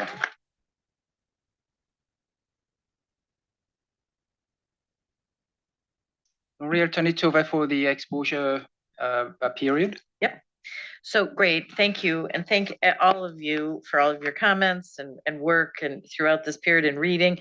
In particular, thank you to, I think, the task force, Sadia, Luigi, Andy, Sanjeev, Ken, who's as always Superman Ken in everywhere, and most importantly, Cam, who's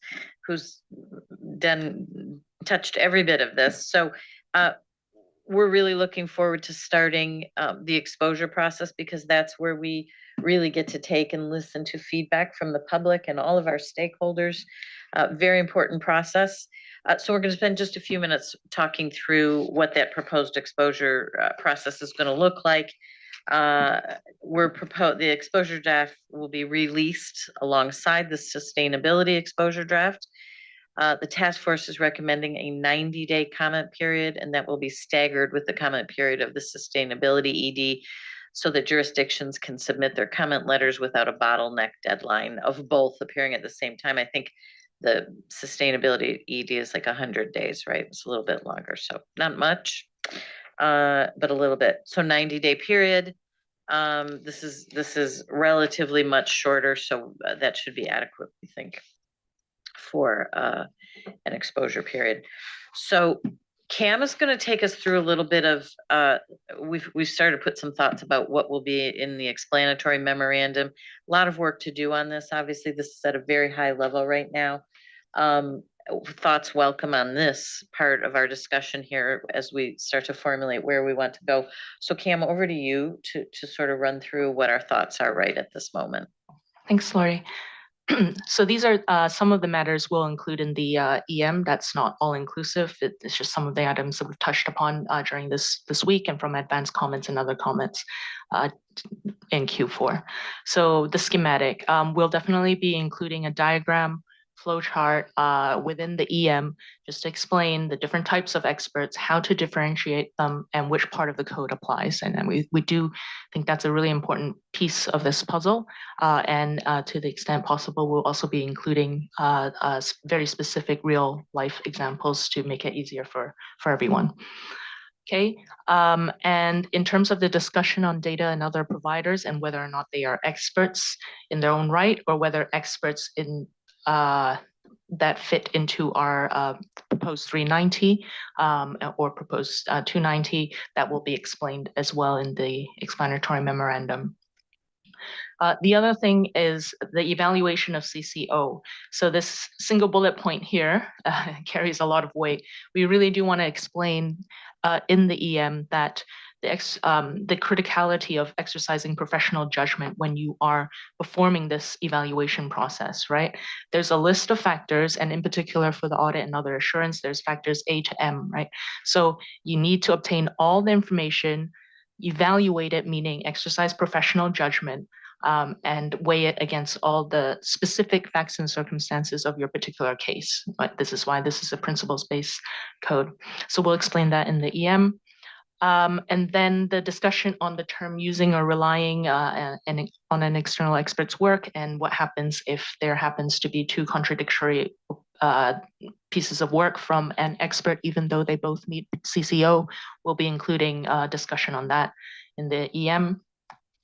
Conflicts of interest will also be highlighting what this actually could include in the EM. So for example, could include lawsuits and etc.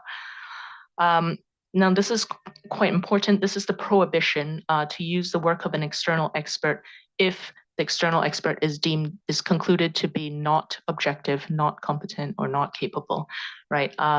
We sort of just stepping back a bit and to our current status quo, ISA 620, the auditing standards, so they do have a provision that requires the PA to evaluate the expert's CCO. However, it is silent on what are the consequences of this evaluation. Okay, just want to make that clear. What it does provide for, however, is that it does have a substantial number of provisions on evaluating the adequacy of the expert's work. And if the expert's work is not adequate for its purpose, it provides what the PA can do. For example, it can perform additional procedures. For example, it can agree with the expert to do additional work or whatnot. Okay, but this is all in relation to the adequacy of the external expert's work rather than the external expert's CCO. And so I just wanted to highlight this because the prohibition that propose the section 390 and 290 have introduced is really raising the bar of the public interest and setting an expectation that external experts use must be objective if their work is to be used. The task force did consider, and we'll be explaining this in the EM, whether or not to accommodate for situations where obviously there might be a lack of experts in some jurisdictions, or potentially there might be experts who do not necessarily meet the CCO evaluation at this point in time. Whether or not to accommodate some sort of qualification in this prohibition. But again, reflecting on the public interest expectations, the heightened need for external experts to be objective, the task force is not lowering this bar or this threshold, and this will be explained in the EM very clearly. Okay. I mean, this is what we have at this moment. Again, it's not all inclusive. And bearing in mind the comments yesterday, we'll be trying to keep the EM succinct, 15 pages, if less. You know, we don't have 200 pages of, so yeah, less than 15 pages. I see Rania. Hi, Rania. So I just have a question. So, I mean, you remember my comment about the issue of objectivity, although I certainly appreciate, I mean, the position that the task force has taken on this. I mean, I can see it. I mean, it's not, I don't disagree with it. It was just a practical issue. But now my question is, given the audit board's position on this, does that create any lack of alignment? So that's my question. So the audit board does have in their SWP does have a project to align with the use of experts projects amendments in due course once this is finalized. So they're aware of what we're doing. And this alignment, this importance of alignment, they're aware of. That's why they have their project in their SWP to begin once we finalize. I'm assuming now that we're going to expose, we will see what exactly the public has to say. Yeah. Fair enough. Yeah. Thanks.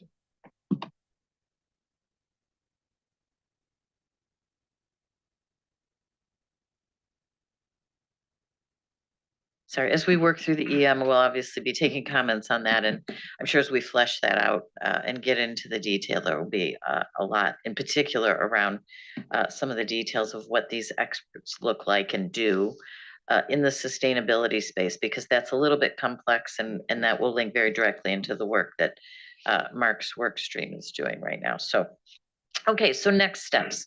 The EM will be circulated, as we mentioned, in conjunction with the sustainability exposure draft, or the exposure draft will be circulated in conjunction with sustainability. Closing date for the comments should be by the end of April, at least is what we're planning now. ED responses for the June board meeting, so we'll be going through those. What we hear back, and hopefully we'll get a robust response on this because it's important. And then at the September board meeting, we'll be looking at the significant ED comments with the IESBA Stakeholder Advisory Group, and full review of those issues and responses and first read and amendment post-exposure that we're proposing at the September board meeting. So that will be extremely important. Then more work on it for the board comments during the period following the September board meeting, with the goal that the final IESBA approval of the final pronouncement to take place 1 year from now at the December 2024 board meeting, and then a rollout and implementation support. So that's that. Any questions? We'll all be very busy with exposure draft comments, I think, over the coming year. All right. So thank you, everyone. Feels like a good Friday. Oh, Begonia, sorry, I didn't see you. Sorry. Sorry, I didn't. Okay. Well, I would like to say a few words about this and perhaps the prior approval as well, because he didn't say anything. I don't know if I do it now or later. Okay, now? Okay. So, I mean, I think it's been a really productive meeting. It hasn't finished yet because you still have these virtual sessions next week and the executive session next. So it's not finished, but in any case, it's been quite a productive meeting. I congratulate the board for achieving these things. The other day, you approved the strategic work. Next, you approved the tax planning project, which is quite a relevant project. I didn't say anything.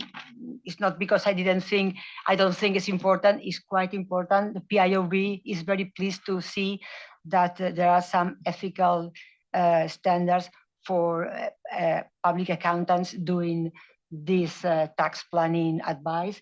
So really pleased that this is going to happen. And well, I think that it's been really very interesting to see how the board has been so carefully looking at the wording this morning in order to avoid problems in the interpretation of the examples, but nothing to say, really good. And about this last ED, well, I hope it will be appearing in April, as you suggested. I have had the opportunity to talk to Lori and Cam this morning, and I already said my comments about our doubts about the external experts. I hope that we do within the explanatory memorandum, these things will be clear, because it's important not only that the PIOB understand, but the users, the stakeholders understand what external experts mean, why internal is not covered, where are the differences between the independence for one group or the other. So I'm sure, I hope that this will be clear, but in any case, you will see what the people, stakeholders think after the consultation. So this is the first step. And in any case, I just want to repeat my it's been a good meeting. You will close it later, but for me, it's been really a fantastic event. Thank you very much. Thank you very much, Begonia, for your final comments on the two approvals. And yeah, thank you very much. Of course, I need to thank the Lori, very in particular, the task force and the staff for achieving this. I will again stress that this project started in terms of reflection and work later than the sustainability one. It was a little bit unexpected, and then they had to deal with some existential doubts about how to deal with the independence within the code, and this also shows the creativity that was needed and achieved to get out with a solution without losing any kind of quality and high level requirements, but going there where we wanted to be, taking another route. So thank you for your incredible work, all of you, and we'll see what the future will bring us. And congratulations for this approval. We are running very quickly to the end of this meeting, but we still have some topics that we have to address. As Ken has said at the start of the meeting, work stream 1 needs a few minutes with us, half an hour before we break. So, sorry? You don't? No, okay, whatever it is, a few minutes from us. So I'm going to give the floor to Mark, thanking them for the work that they have been doing during this week. Mark, please. Thank you, Gabriella. So really, I just wanted to take a few minutes because when we talked about the turnaround the other day, we talked about our proposal to move forward with a new section of the code. So effectively, I'd said that previously we had section 5405, 5406, and what we'd actually done is instead sort of reworked our thinking to say where the auditor or assurance provider of another component is under direction, supervision and review, that would now be subject to one section, 5405, and Sylvia sent round the text the other night. Where you've got work that's being carried out within that group reporting entity and it's not within direction, supervision and review, it's now subject to 5406. The advantage then for 5406 is that any references that were previously in there to work being carried out in the value chain now comes out of section 5406, therefore making it shorter and therefore making it focused on just one area. And then what you'll have seen is a new section of text 5407, which is covering the performance or use of assurance work at a value chain entity. And what we've sought to do is provide one section that covers the value chain, makes no differentiation about whether or not it's direction, supervision and review or not. It recognizes in there that the assurance provider, the sustainability assurance provider, may want to do work themselves, so it still covers that. But I think principally in responding to the feedback from the board, we've also recognized that where the sustainability assurance provider wants to use assurance provided within the value chain, effectively there is now only one sort of requirement, and that requirement is to say, is that provider independent in accordance with section 5 of the code? Now, for the avoidance of doubt and really to reflect the discussion that we had within the board the other day, we've also confirmed within the application material the fact that meeting that requirement can be met through a statement of independence in a report that might be provided by someone offering assurance on information relevant to the value chain. So you'll see that within the document at 54074A1, which now says for the purposes of meeting the requirement in 5407.4, the firm may rely on a statement of independence in the Sustainability Assurance Practitioner's Report on the sustainability assurance work performed. So effectively that now confirms the fact that it is a single requirement and gets away from the concern that I think a number of board members were worried about, that we were providing something within the code that was going to be potentially onerous and also potentially difficult to deliver. So that I think the key consideration that we just wanted to draw to the board's attention is now we have this new section 5407, and within that there is, where someone wants to use the work relating to the supply chain, a very much more focused and streamlined process that is now there to be used. So you've got the text that Sylvia sent round, but I just thought it was really worth drawing attention to that. And then you'll remember the other day that we talked through 3 diagrams looking at the 3 scenarios. These sections now reflect what we've put within those 3 diagrams. Anything? So therefore being slightly more efficient than 30 minutes, but Laurie, please. So, and Mark, and my apologies because this section, you know that I struggled going through it, but I think it's super important. I want to thank the task force for really spending time on this because I think it's moving directionally, sort of what would be satisfying. 5,700. So is the same, because that's actually outside the component, right? That's right. I just want to make sure I understand where that is. So we discussed at length 5,700 as well. At the moment, there are no changes to the text on 5700, but what we propose to do in the explanatory memorandum is target a particular question to ask stakeholders, will 5700 provide a proportionate and effective way of mitigating any threats that relate to the value chain in this respect, and actually ask a question about whether or not it's needed. So we're not going to have the language about, or does it somehow come in through this about yeah, that's where I'm a little confused. The language in respect of The what, Lauren? language about being able to rely on these independence statements. So it's two slightly different things. So where the sustainability assurance provider is going to use the work of someone providing assurance in the value chain, they follow 5407. That is the single section that covers it.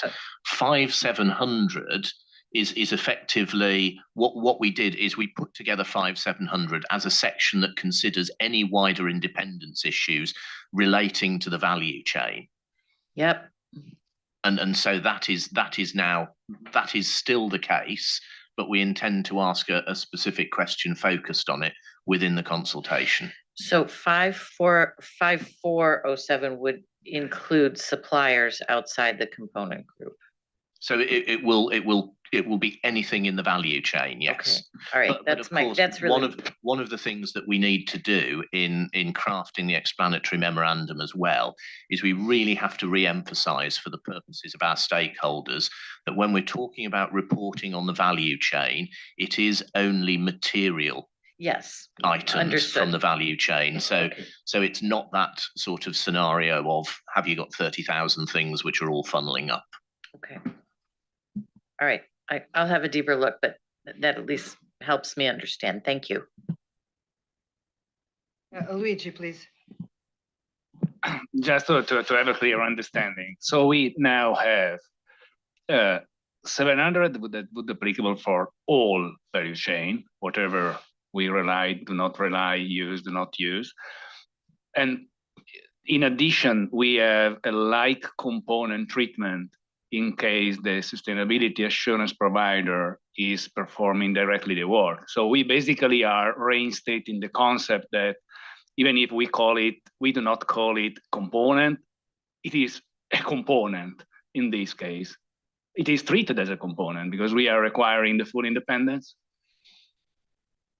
No, it's the independence requirements that apply if the sustainability assurance practitioner chooses to carry out their own procedures in respect to the value chain.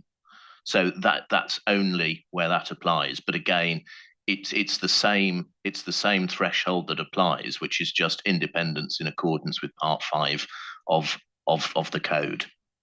No, I agree. We are treating this case as it was a component, basically. A component at which the audit work or the assurance work is performed. Yes, if the sustainability assurance practitioner chooses to do that. Okay, thank you. Ken, please. Yeah, I would. Helen also wants to. I was just going to ask you, Mark, to what extent has the task force thought about this filter of materiality, whether it's individual materiality, collective across a range? I mean, I understand and I appreciate where you're heading on this to try to filter out the plethora of items you might end up coming up with. Is it the SASB's concept of materiality in connection with sustainability reporting? It's not financial statement reporting, though. I mean, you see what I'm saying? There's a lot of complexity that you could spend a lot of time talking about this filter. It will depend ultimately, Galen, which reporting framework is being used for the sustainability reporting.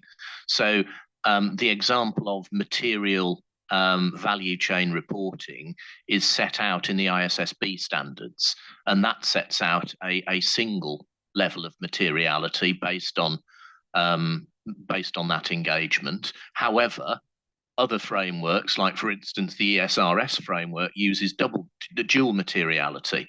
But in a sense, the decision is not one that the sustainability assurance practitioner is making on their own. It's actually the decision that's taken over materiality by the preparer of the sustainability information. And again, that will depend on the framework that they are using for reporting. Thank you, Galen. Begoña? I have a question mark about this discussion about the materiality you are now talking about. Why is the framework conditioning that? Because financial versus impact materiality is something, but now I understood that you were talking about the materiality of how material is the information of the value chain to be included or not. And this is regardless if you are talking about financial or impact materiality, right? So the frameworks don't condition if the information is relevant or not to be included because it might affect the decisions. That's my question. Well, the frameworks do determine what gets reported, because if you use the IESBA standards as an example, they require material elements in the value chain to be reported. So in order to determine what was a material element for the purposes of reporting the value chain, you would use materiality as set out in the IESBA standard. If you were looking at reporting under CSRD, so you're using the ESRS, you would report on the value chain in accordance with the requirements in the CSRD and ESRS requirements. So it would depend on which framework you are using for the purposes of the reporting. And this is one of, and it is, as Galen said, a complexity, because you do have a lot of different reporting frameworks. And for instance, if you're reporting under, say, an ISO type framework, you have a very different level of understanding about what is material in the context of that type of engagement than you do under an ESRS or an IESBA type arrangement. However, what we've got is something that will work regardless of the framework that you use, because we have definitely been framework neutral in framing our independence requirements in that respect. Thank you, Mark. Vanya, please. Yeah, just complementing what Mark said. The question of materiality does not affect what IESBA is doing, or not even what IESB is doing, because the framework that you'll be using, it will depend on the jurisdiction that you are and what the regulators chose to be used in that jurisdiction in the preparation of the report that will be then submitted to assurance and for fundamental principles of ethics. So in terms of IFRS, it will be the single materiality, and there is guidance in there on how to reach the notion of materiality, and the same for the European standards. So the standard for preparation is the one that will set the conditions for you to reach the concept of materiality. Thank you very much, Vanya. Andy. Yeah, sure. No, thanks, Chair. I just wanted to, I appreciate the turnaround, the document that we could look at. I'm still processing it, and this isn't the time, it sounds like, for some of the critical concerns I have. But I do see that we're to get information early next week. I mean, I will do whatever I can to try to get behind this document and to give the feedback to the task force. But it is a tremendous chore here. So obviously I'm saying something that I'm sure you all appreciate. If we could have this information a week ago, early as we can in next week. I realize there's so much to do, but you're asking me for my approval a week from today, and I'm going to do what I can to do that. I can't promise anything that I could get across the finish line, but I also will be happy to do my best to integrate my schedule if anyone wants to interact with me, separately before next Friday as well. Even on times not convenient for me, I'll see what I can do. Ken, please. Oh, Felicia. Thank you, Chair. I also echo the concerns of Galen in terms of determining materiality and especially in relation to value chain reporting. And of course, this is not an easy topic, especially that you're talking about dual materiality, single materiality. And I think there's need to, I don't know whether I have a reference document or something that explains it better so that whoever's reading the code can easily interpret and maybe get some guidance. I don't know whether that is under a non-authoritative material that is going to come out. But I think, yes, some of us could have a better understanding than others, but I think there's need to give some guidance in terms of how do different assurance providers, service providers understand this concept of materiality, especially that even in audit itself, under normal circumstances, it's not easy to understand, but at least now it goes to, of course, sustainability reporting and assurance. There's need to give more clarity on this. I think that's something that maybe the board can be able to think about and the working group and then come up with some material that can be able to explain the concept better. I think that would be good. So I think, Felician, it is actually really important that we don't go there, because what would we think if the ISSB chose to write an interpretation of how they believe the code should be interpreted?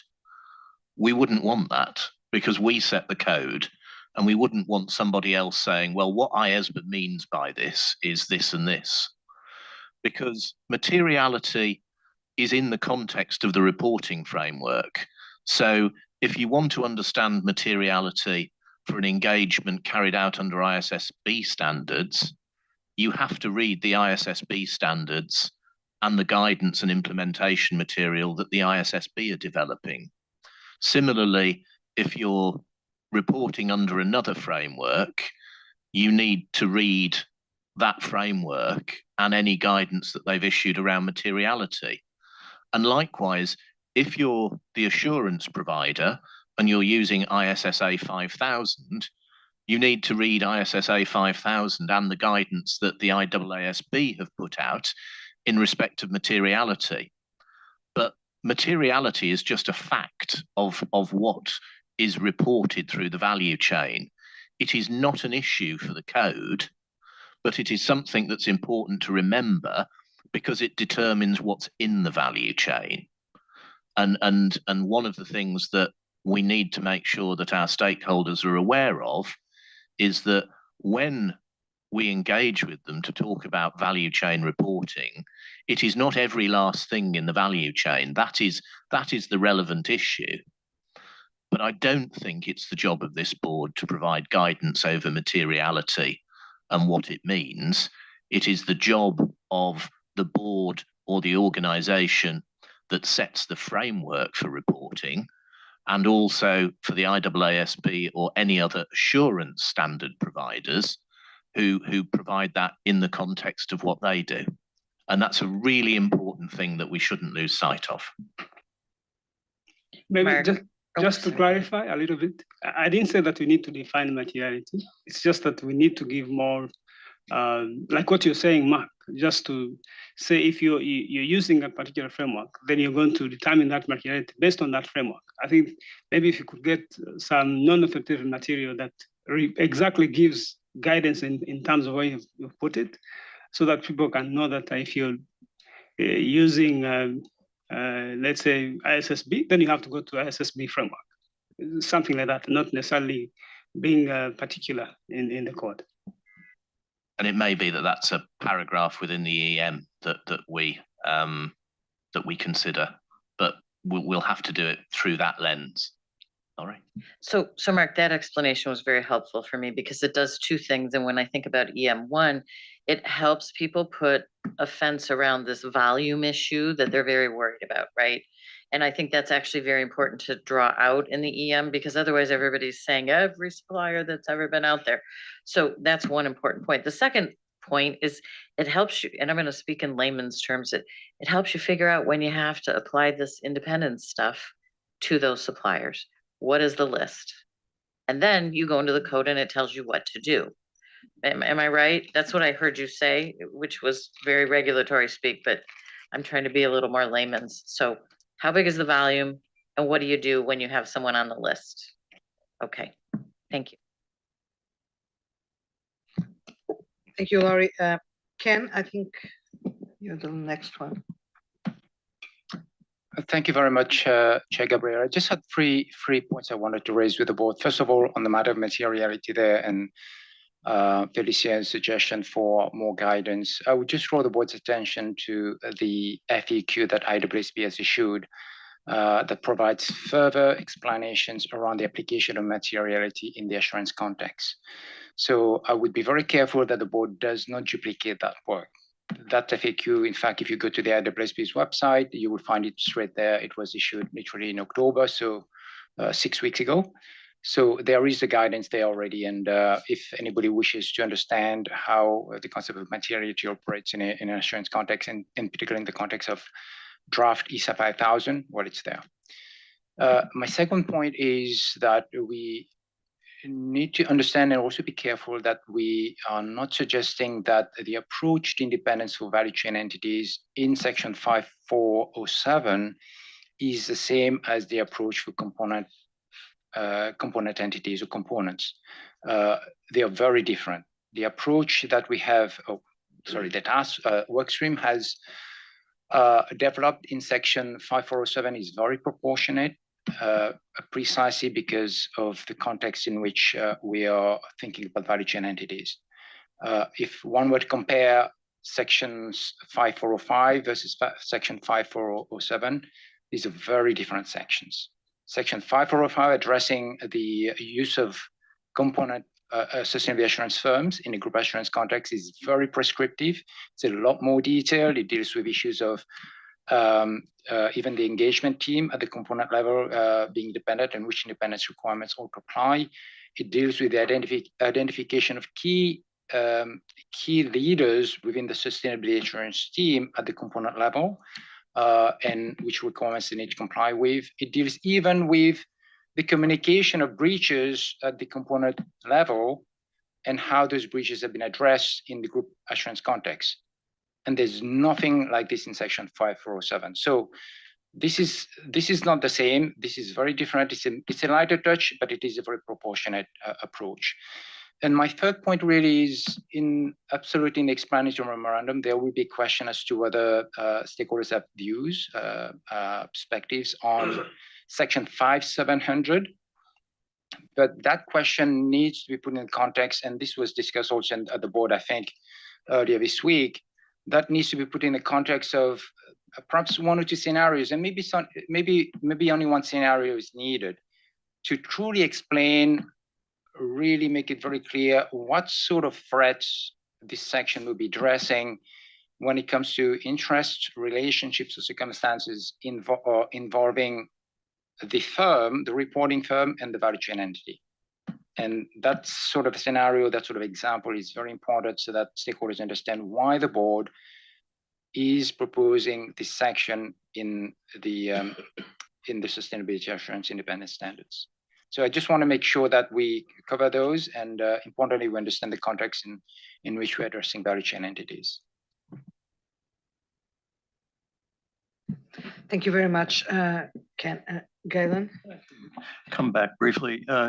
Mark, I think your points were very well made. I wasn't suggesting that we would be defining materiality either in the context of the standard setter, the external standard setter, or the IAASB, as Ken has just mentioned. But whenever I hear the word materiality, I think in terms of filter or exception. And I think the board does have to deal with exceptions to the code.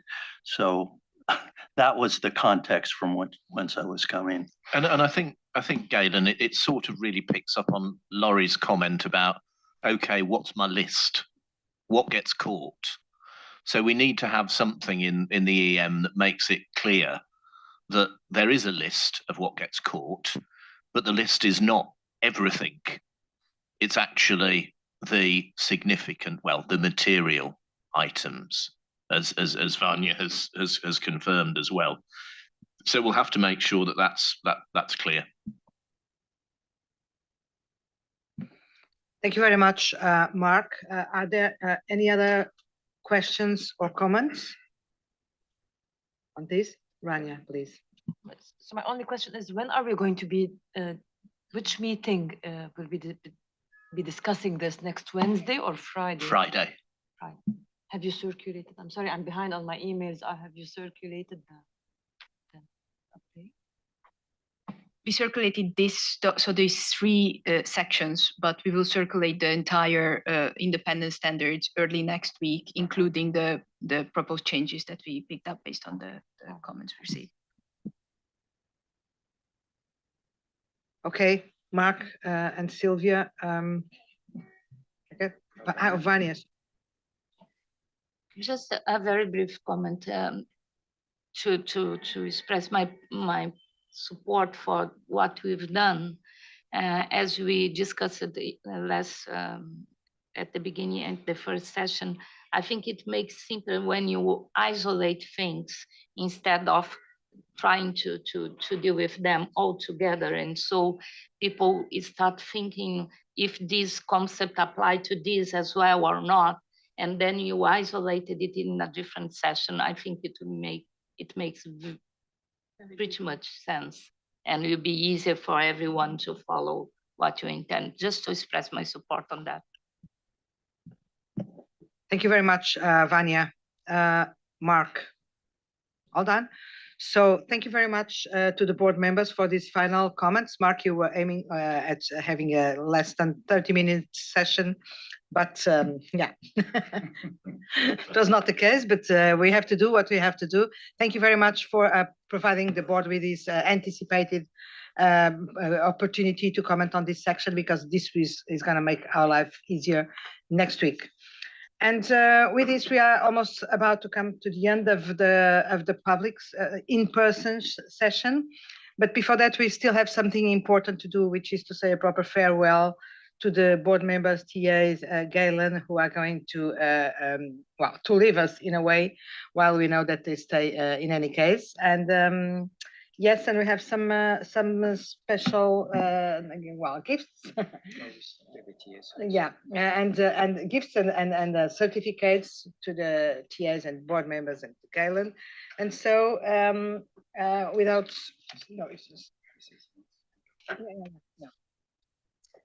without taking more time out, Jens Engelhardt was a TA of this board since 2018, if I'm not wrong. Member of the tax planning task force. No.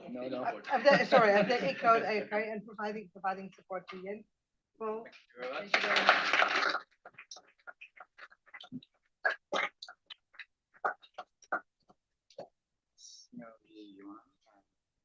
So now CR01 it's not here, but I'm going to give it to her. Thank you very much. Since 2021, I think. Kemisha Sani, I think that Kemisha is observing the meeting online. At least I saw her face somewhere. So Kemisha, thank you very much for the wonderful support provided to you.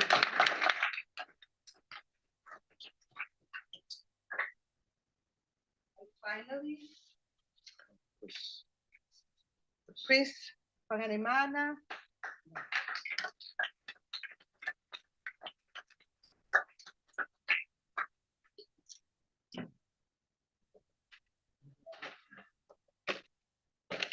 Okay. Thank you very much to the technical advisors who are leaving us for this very good contribution over the years. And now we are moving forward with the board members. Yao Shu, you're the first one. Thank you very much.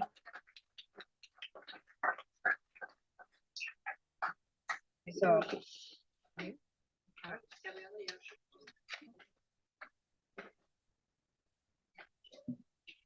Thank you very much.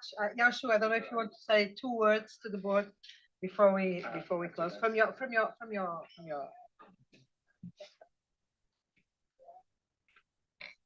Thank you. And sorry. Thank you, Gabriela. Thank you, everybody. And this is the first and the last meeting for me in prison. Yeah, 3 years and the virtual meeting. And I think it's hard for me, and I think it's also hard for everybody. And I am very happy I can attend this. This is my last meeting, and all of this, yeah, very wonderful this present. Thank you. Thank you, everybody.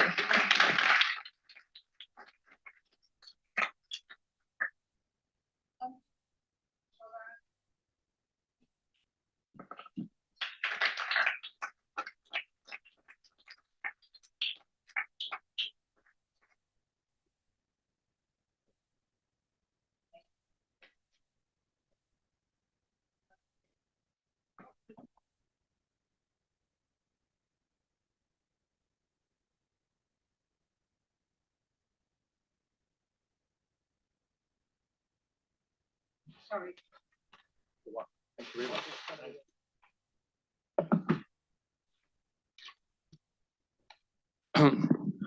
Thank you very much. I think it's been an honor working on this board with all of you, with the board members, with the TAs, the staff, and it's been a great learning for me. So thank you very much for all your support. I think one word about the staff. I think all of you are just fantastic human beings, dedicated, committed, hardworking.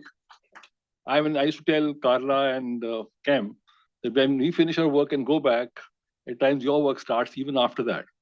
So you guys keep on working, and I think my personal view is that we as a board, if we have been successful in a number of projects, I think the staff has played a very crucial part in that. So thank you very much. Last, I was talking to Ken a few days back. This place, I think, has become a second home for me. Made many friends. So I will miss a lot of things. But I think life goes on. So all the very best to all of you. And do stay in touch. Thank you very much.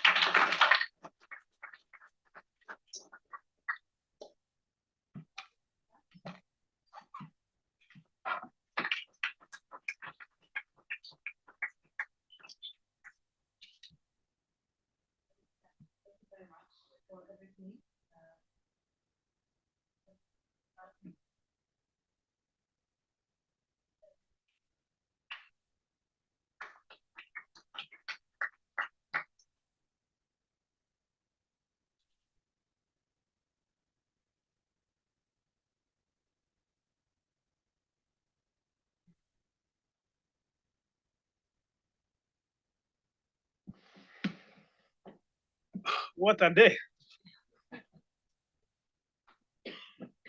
Like my colleagues have mentioned, it's been an honor, privilege to be here.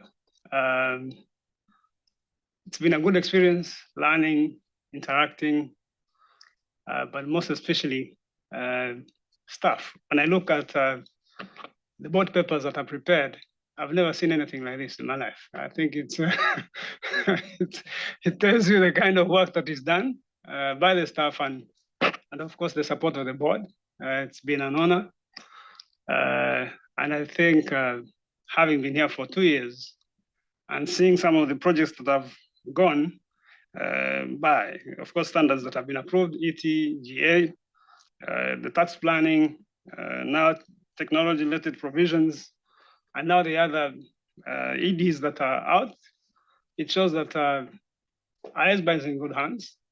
And with all the work that goes in behind the scenes and in front of the scenes, I can only wish you all the best. And I think one thing I'm going to carry is that I'm going to be a very good ambassador of IESBA. Now that you also gave me the jacket, I think it's going to it's going to be on me for many years to come. I can only wish you all the best and hope to see you again, either here or anywhere else. And I'll endeavor to attend most of the events that happen in Africa as part of the continuation of the job. And thank you very much.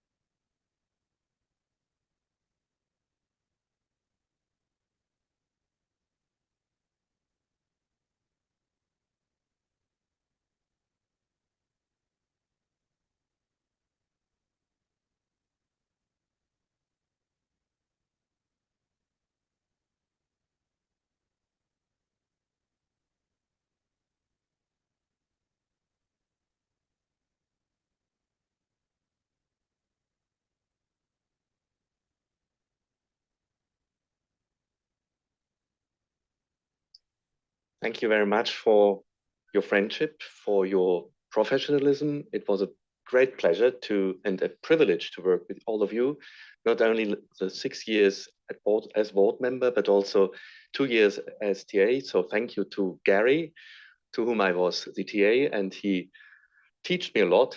Thank you to you, Jens, for supporting me. Thank you to all of you in the task force, the staff. I must mention Carla, especially. Thank you for supporting us in this task force in tax planning. But I don't want to leave anyone out. All of you made this experience of being member of this board as one of the highlights of my professional life. Thank you.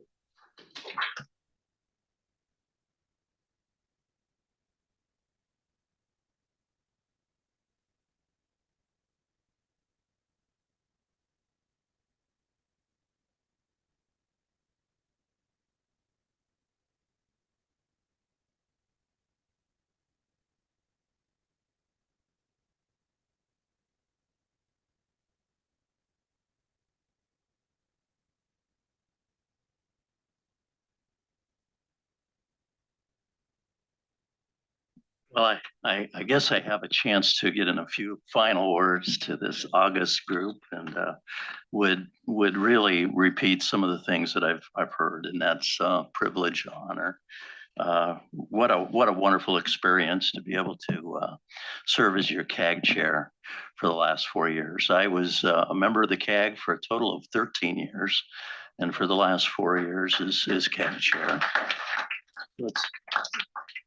I'm going to have a new life after this. My wife reminds me of that on a regular basis. I'm not particularly good at change and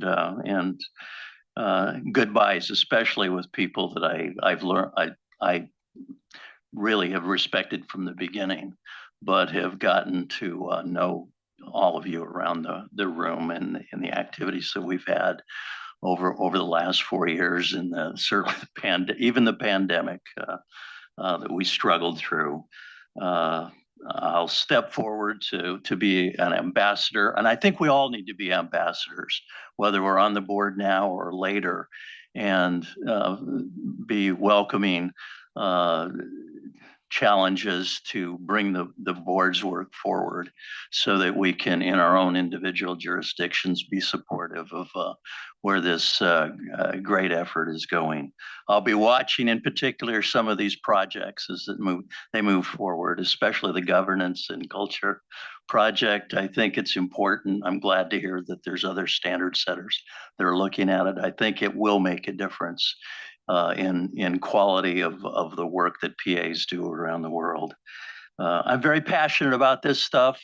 I'd like to especially thank Gabriella for the support that she has given me, and Ken as well, the staff, Astu and Jeff and Carla over the last couple of years. They're just terrific people, and they've taken care of me. But thank you very much, and yeah, goodbye.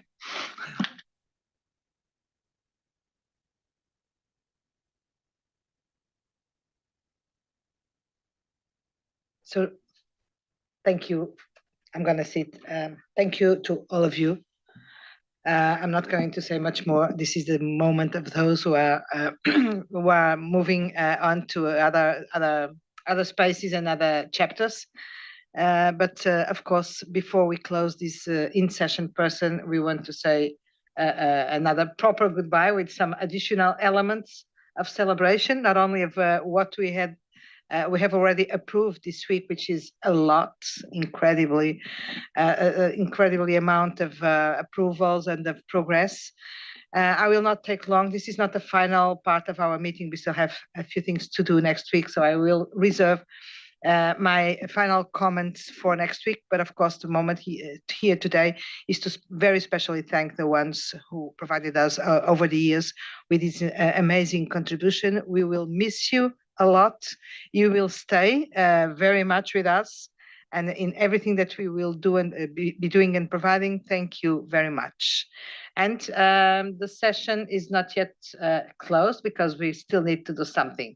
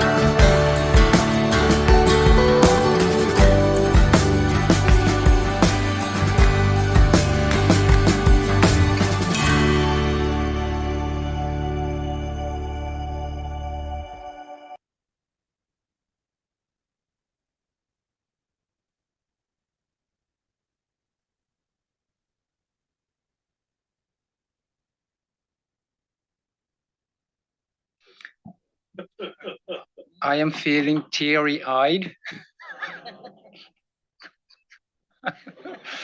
No, this is a wonderful moment for everyone, and especially for me, having worked with all of you, and I know I've worked with some of you for a bit longer than others, but I think you're all part of my family, and you're part of you're in our hearts, as Gabriel has said, and yes, I will remember all of you for basically all the wonderful moments we've spent together, but importantly in the board itself, when we've had so many challenging, interesting, difficult conversation at time, but at times, but all again with that focus on the public interest. And I think you've all demonstrated that you have nothing closer to your heart than the public interest, and that's wonderful. So we will miss you all, but it's not quite farewell yet, because I know that we will be crossing each other in person or in the ether, this thing called the internet, and through its many channels, LinkedIn, Twitter, etc. And of course, we are only a phone call away, or a short message away. So thank you very much for all the board members, technical advisors, and Galen as well, who will be leaving us. It is farewell, but not quite goodbye. Thank you.